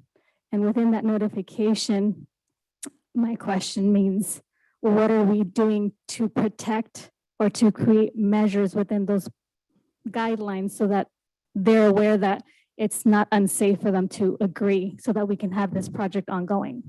Okay, so Mr.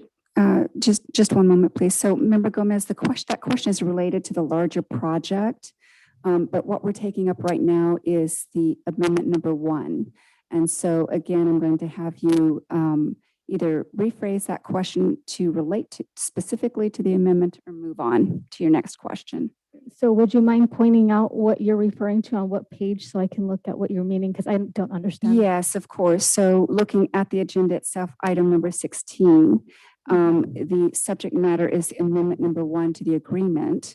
with David Taussig and Associates. So that's really, even though the sewer septic is a larger project, it is a broader discussion, which is not the intent of this agenda item. Okay.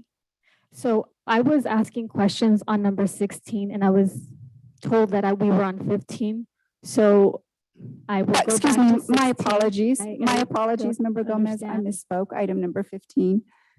Okay, so I'm not gonna ask any more questions because now I am confused and now I don't know what item we're on. Yeah, And so the chair just made it clear. I misspoke. We are on item number 15. So if you would like to ask any questions as it relates directly to amendment number 1,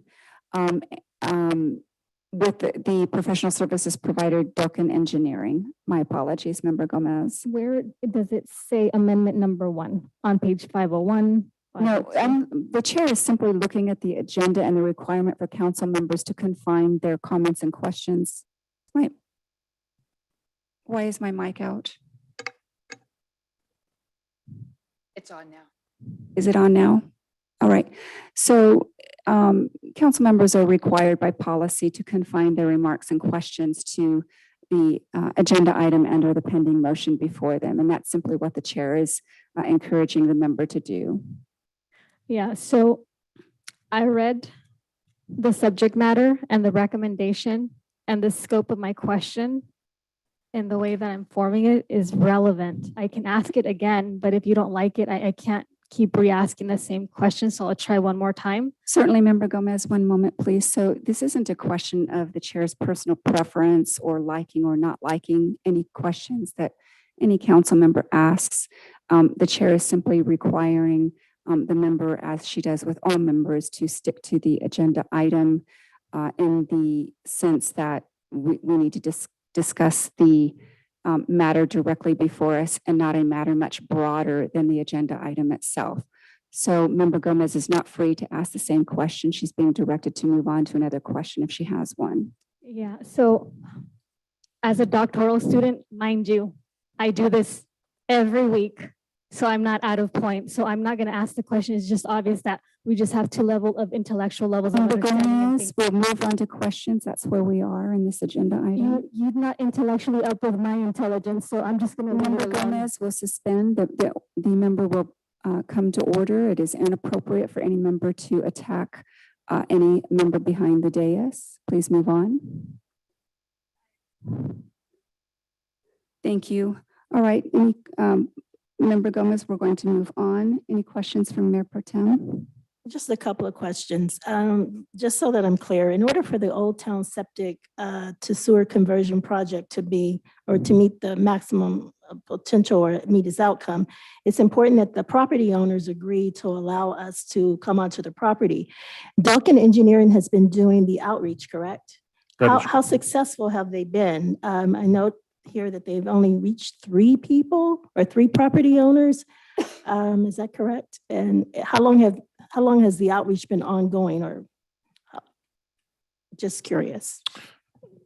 Thank you. Madam Mayor, Brian Gangler, city engineer, is the best to answer that question. Thank you. Good evening. Hi. Good evening, Madam Mayor and members of the City Council. If I remember right, I think they have been on this for a few months. However, their efforts were somewhat delayed just by, I think, the COVID crisis, because I think people were, in general, have been maybe a little more hesitant to be responsive. But recently, they've gained more traction. They have a flyer now that has a QR code, so you can use your smartphone to respond. And I think that has solicited more responses. So they are now making some traction. I'm hopeful that they will make good progress now in the coming months, but to be honest, we've had a slow start. Okay. All right. Thank you. Thank you, Mayor Pro Tem Irving. Chair has no questions and invites a motion from the Member Gomez has not gained the recognition of the chair. I wasn't talking on the microphone. Member Gomez has not been recognized. Does she wish to be recognized? Does the member have a point of order or point of privilege to make? Yes, Leslie Irving understood my question. Thank you for letting her ask. Member that Gomez question. is out of order and will bring herself to order. The chair invites a motion on item number 15 to adopt staff recommendation. So moved. Thank you. We have a first. Is there a second? Second. Thank you. We have a first by member Becerra, a second by member Irving. Now going to take discussion on the pending motion, beginning with member Gomez. No further, thank you. Thank you. Mayor Pro Tem Irving. No, thank you. Thank you. Member Becerra. No, thank you. Thank you. Chair has none. Discussion is now closed. Madam Clerk, will you kindly take the vote? Councilmember Becerra, Aye. Councilmember Gomez, Aye. Mayor Pro Tem Irving, Aye. Mayor Jones. Aye. That motion passes. Thank you. So the city council has just taken action in accordance with the recommendation laid out on the agenda. We are now going to move on to item 16. Again, my apologies for conflating the two a few moments ago. All right, item number 16 is the Regional Development Impact Fee Study Update, Amendment number 1, agreement with David Tosick and Associates. Thank you, Madam Mayor and members of the council. As you may be aware, staff has been working towards and relying on the services of David Towson and Associates to work on a new revised development impact fee for all DIF components. And it's something that we haven't done since I believe 2008 was the last time we've had an adopted study.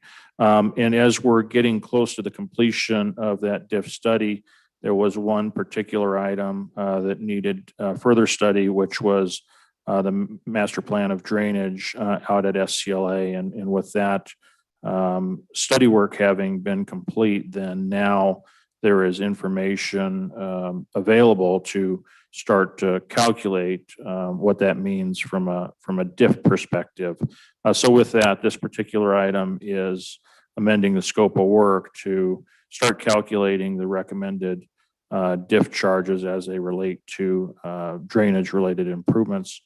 Your author on this item is your city engineer, Mr. Brian Gangler. He's available for any questions or comments you might have. Thank you, Mr. Metzler. Madam Clerk, will you please read the recommendation? That the city council approve amendment number 1 to the consultant professional services provider agreement with David Tosick and Associates to extend the term through June 30th, 2022, and increase the total cumulative not to exceed amount by $20,000 to $80,060 for the Regional Drainage Development Impact Fee Study Update. Thank you, Madam Clerk. Technical questions for clarification as it specifically relates to the agenda item, beginning with Mayor Pro Tem Irving. My question has already been addressed. Thank you. Thank you. Member Becerra. No questions, thank you. Thank you, Member Gomez. The threshold for the protest, is it still the same, 218? Does it change because we're doing a different rate study?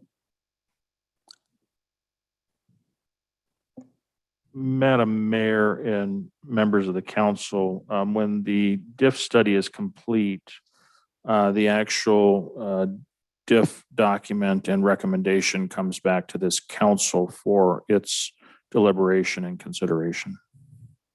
So in other words, there's no 218 and the people don't weigh into this? This is to be considered and approved just at the city council level. Got it. Well, so then the threshold is not even amenable to speak because there's not 218. So I'll just ignore that question. And with the rate study, I'm assuming that the same procedurals as the water rate study is something that this will also face? Or is it just slightly different or completely different? Completely different. Thank you. No further questions. Thank you, Member Gomez. You're Chair, welcome. no questions. And invites a motion. So moved by Councilwoman Gomez. What is council member moving? Is it the staff recommendation? Yes, Councilwoman Thank you. Gomez would like to move the recommendation as stated in item number 16. Thank you, Member Gomez. Is there a second? Second. We have a second by Mayor Pro Tem Irving. Now going to take discussion on the pending motion, beginning with the maker, Member Gomez. None at the moment, thank you. Thank you, Member Gomez. Mayor Pro Welcome. Tem. No, ma'am. Thank you, Member Becerra. No, ma'am. Thank you. Chair has no discussion. Discussion period's closed. Madam Clerk, will you please take the vote? Councilmember Becerra, Aye. Councilmember Gomez, Yes. Mayor Pro Tem Irving, Aye. Mayor Jones. Aye. That motion passes. Thank you. So the council has adopted staff recommendation on item number 16. Moving to item number 17, Mr. Metzler. Oh, excuse me. This is to establish the four-way stop controls for the intersection of Village Drive and Tawny Ridge Lane. Mr. Metzler, will you tee up this item? Thank you, Madam Mayor and members of the council.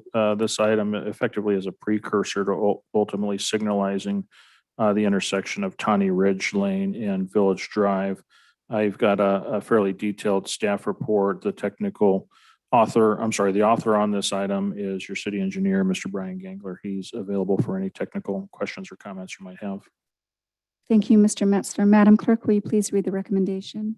That the city council approve resolution number 21-055 to establish four-way stop controls for the intersection of Village Drive and Tawny Ridge Lane. Thank you. Technical questions for clarification, beginning with Mayor Pro Tem Irving. None. Thank you. Thank you. Member Becerra. None, except Mr. Metzler, and I just thought of it, I'm sorry. With where I live, it's not even on the map. That does not preclude me of voting on this, correct? I think it's a question of whether or not you're within 300 feet of the intersection. No, I'm not. Actually 500 feet. I'm sorry. No, I'm not. Are From you this outside? intersection, You're not outside the 500 feet. 500? Okay.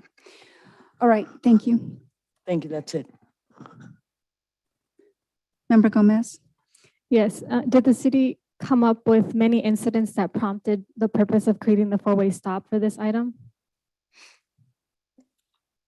Madam Mayor and members of the council, I'm going to call up City Engineer Brian Gangler. He can speak to the process that one goes through to establish four-way stop and signalization. Mayor, members of the city council, this project was really initiated by applying for a grant, a Highway Safety Improvement Program grant. That is based on an analysis of accidents. And there's a benefit cost ratio associated with that. So it has pretty strict criteria that are used, and we were successful in getting a grant. The interesting thing is that when we actually do the warrant for the stop sign itself, it's based on not on the stop sign warrant, but actually on the traffic signal warrant. And those warrants are based primarily on volumes. I know that's kind of a technical answer to your question, but it's a pretty technical subject. Another way of putting it is the short answer is, strictly speaking, this is driven by a grant and not by the accidents themselves. Okay, and was this item for this intersection already a part of the capital improvement project?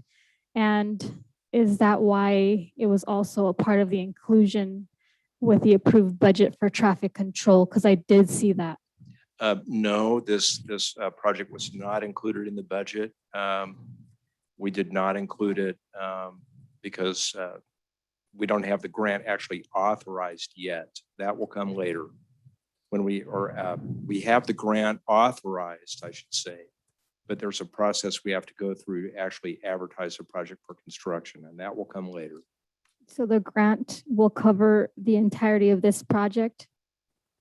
Yes, the stop sign cost is minimal.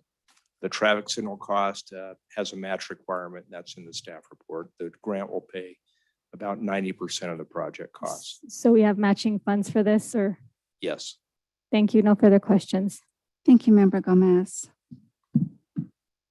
Chair has no questions and invites a motion in accordance with the recommendation set out on the agenda.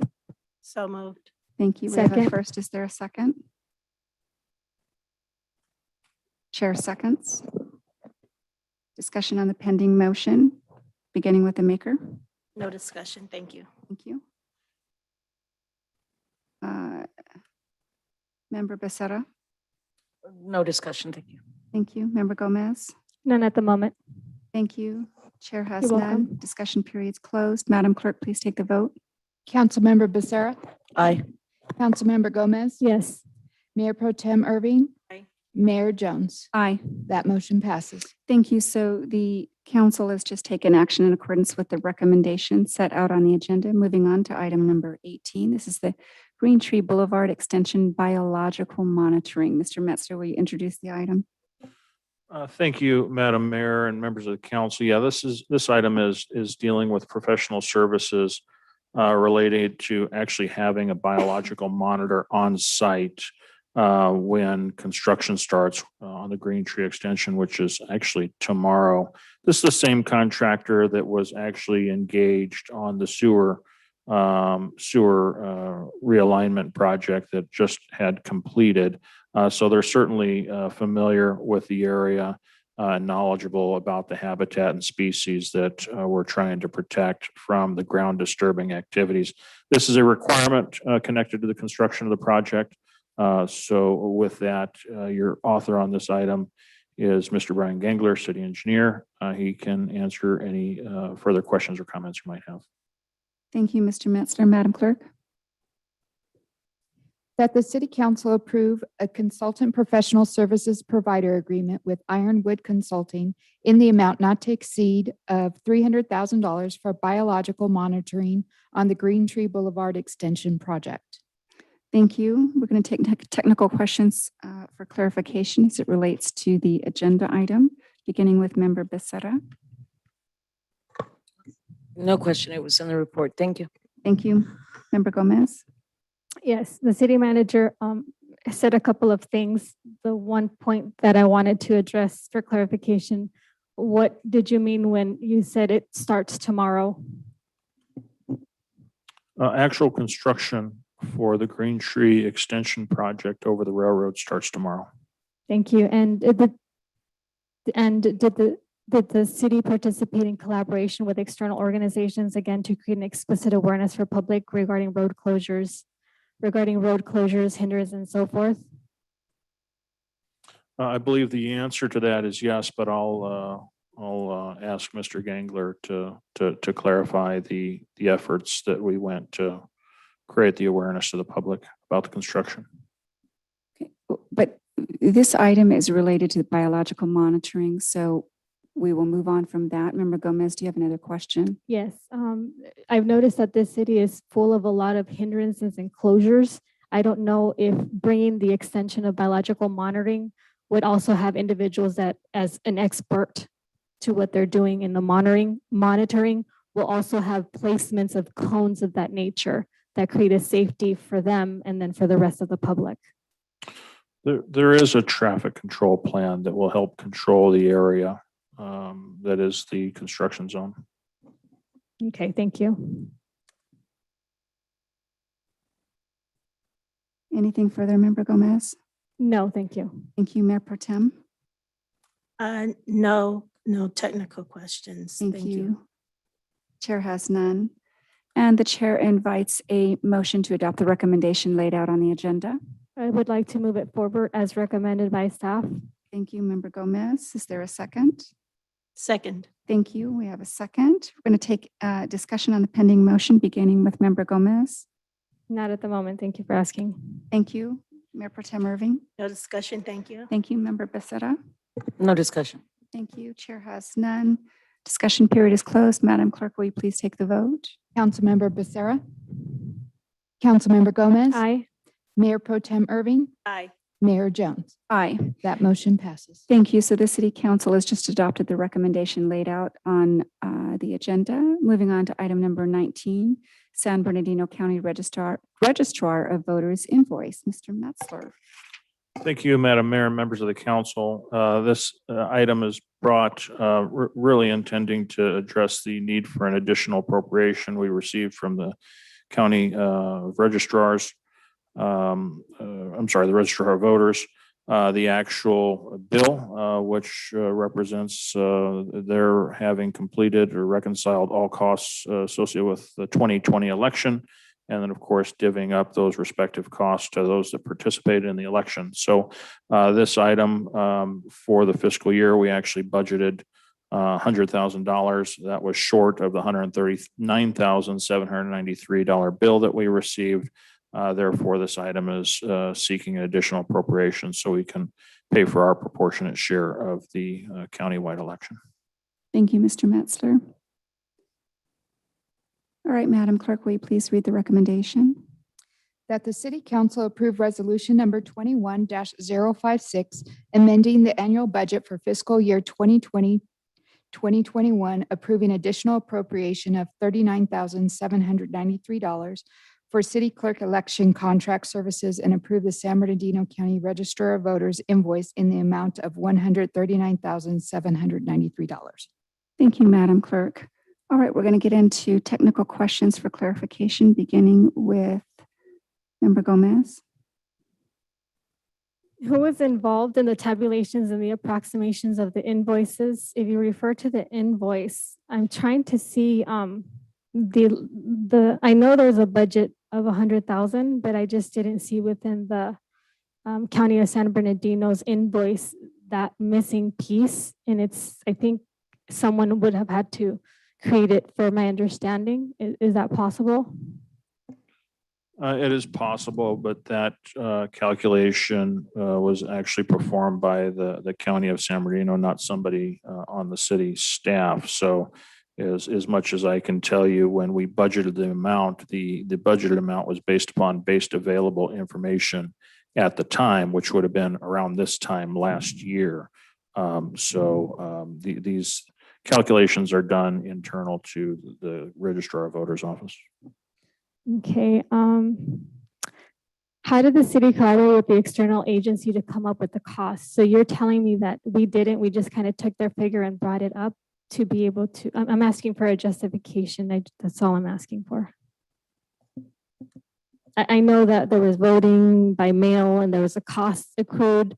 I just wasn't sure if we just accept the invoice and go from there, or we actually sit and create how this cost was done so it gets justified in front of council.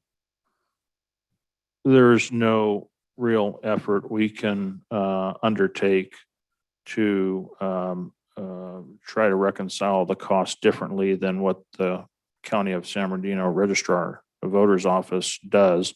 As a public agency, they're subjected to the same rules we have with respect to costing out services and developing proportional bills to those that are participants. So we have to rely on their calculation as we have this bill.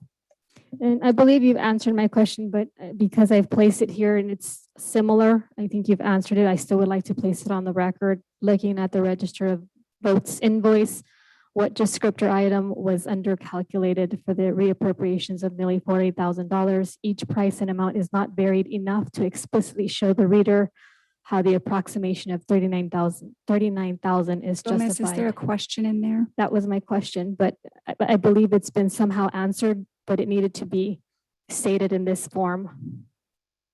Thank you, Member Gomez. Do you have anything further? No further questions. Mayor Pro Tem Irving? No questions. Thank you. Thank you. Member Becerra, any questions? Thank you. The chair has none and invites a motion to adopt the recommendation laid out on the agenda. So moved. Thank you. We have a first and a second. We're going to get into discussion on the pending motion, beginning with Mayor Pro Tem Irving. No discussion. Thank you. Thank you. Member Becerra? Thank you. Member Gomez? Not at the moment. Thank you for asking. Thank you. You're welcome. Chair has none. Discussion's closed. Madam Clerk, please take the vote. Councilmember Becerra? Aye. Councilmember Gomez? Yes. Mayor Pro Tem Irving? Aye. Mayor Jones? Aye. That motion passes. Thank you. So the council has just adopted the recommendation laid out on the agenda. All right, we're now going to move to our final agenda items, beginning with item number 20, City Manager Reports. Mr. Metzler. Just a few, all engineering related. So just project updates. Liberty Village pavement rehabilitation project started today. The Green Tree Extension project starts tomorrow. The Industrial Boulevard Civic Drive project is planned to start on June 21st.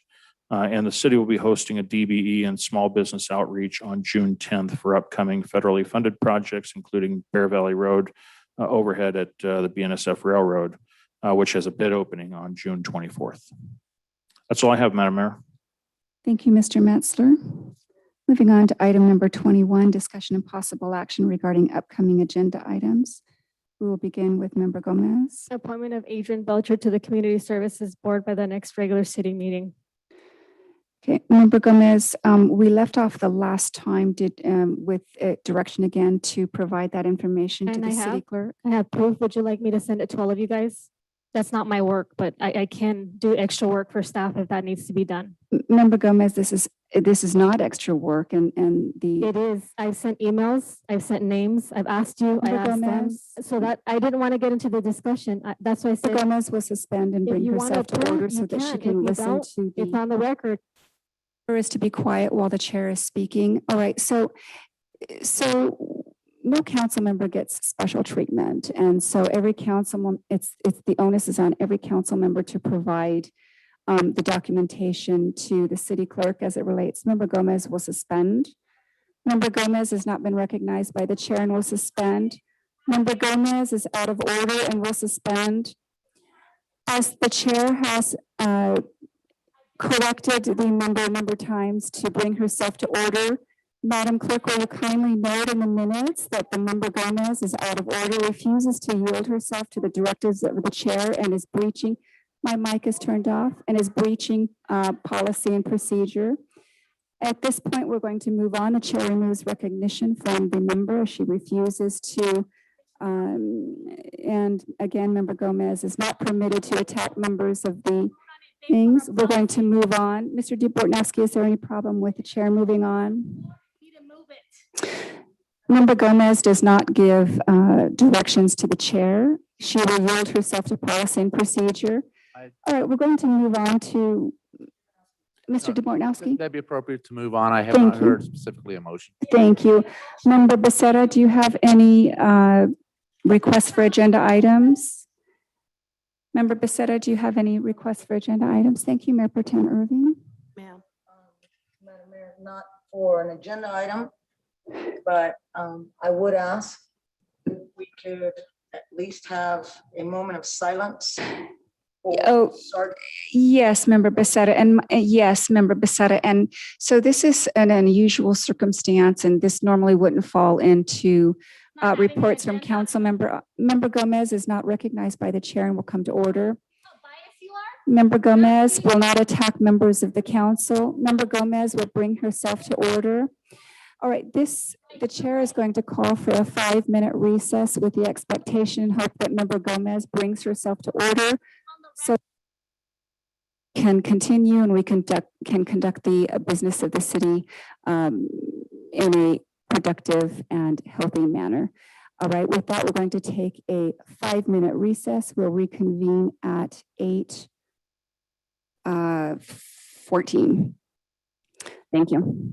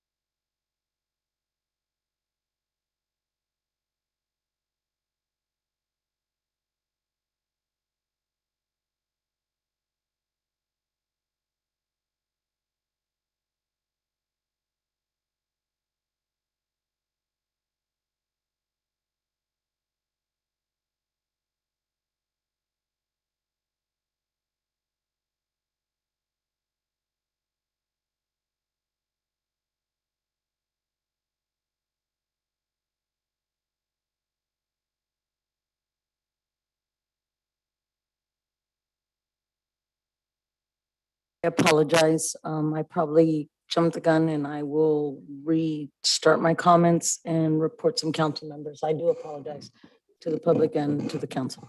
Thank you very much, Member Becerra. So do you have any requests for agenda items? No, ma'am. Thank you. Thank you. Mayor Pro Tem Irving? No, ma'am, thank you. Thank you, and the chair has none. Now we're going to move on to our final comments this evening. This is our reports from council members. And so normally this is strictly reports and the chair holds pretty close to that, but we have one of those unusual situations that the chair does not want to deny a special request from Member Becerra, much as the chair did not deny a request from Member Gomez when her friend passed away several months ago. So Member Becerra, you have the floor. Thank you, Madam Mayor. For those of you who don't know, on June the 1st, one of our brothers in arms, the San Bernardino County Sheriff Sergeant Dominic Vaca, who worked for the department for 17 years, was killed in the line of duty. I just ask respectfully that we take a moment of silence to remember his family. He had a small child, a very small child, 3 months old, sir. Keep him in your prayer, his family too, and all of our deputies. Just a moment of silence.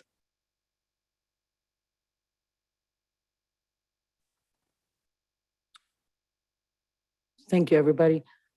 Sir, to you and all your department, I hope everybody's okay. Thank you, Member Becerra, and the mayor of the city offers the council sincere condolences and prayers heavenward that our Lord's hand will comfort them in the days ahead. Thank you. All right, Mayor Pro Tem Irving. My comments. Well, first of all, I'd like to express my personal condolences as well. So we definitely want to uphold those who have protected us. So thank you.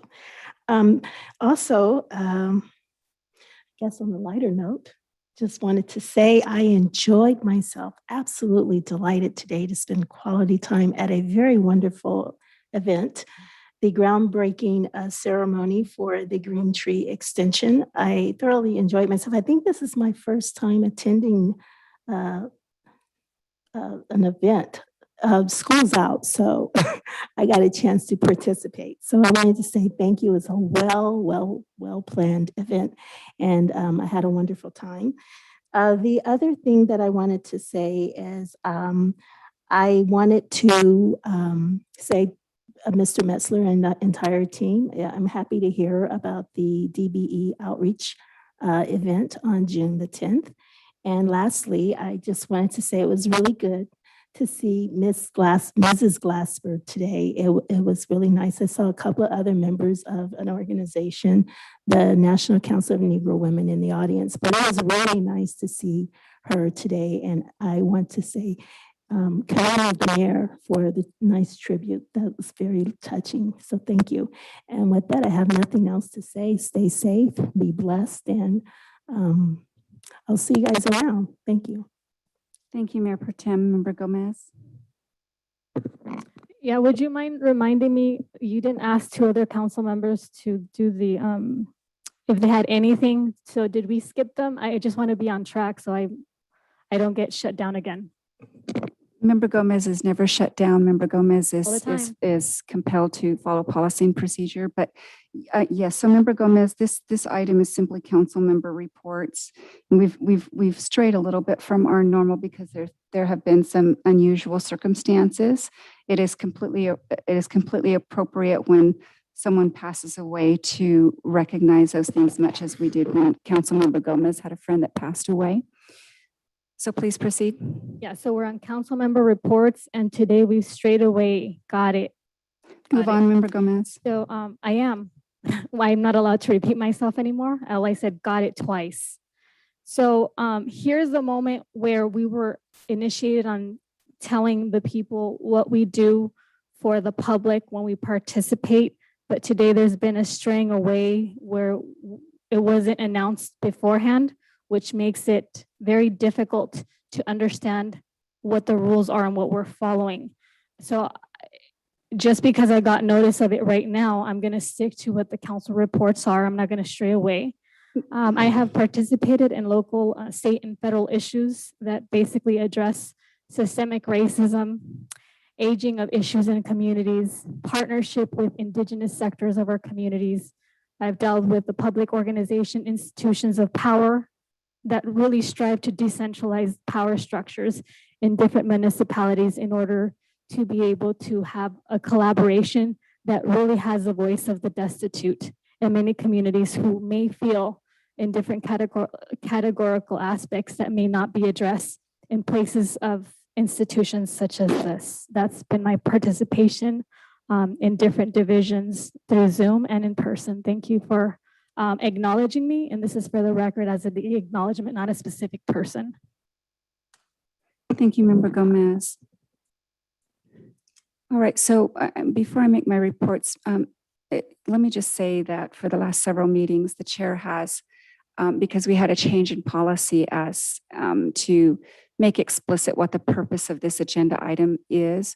So the chair was always kind enough in the last number of meetings to articulate to the council so that it would help in the transition. Enough time has passed, the chair, in her judgment, decided it was no longer necessary.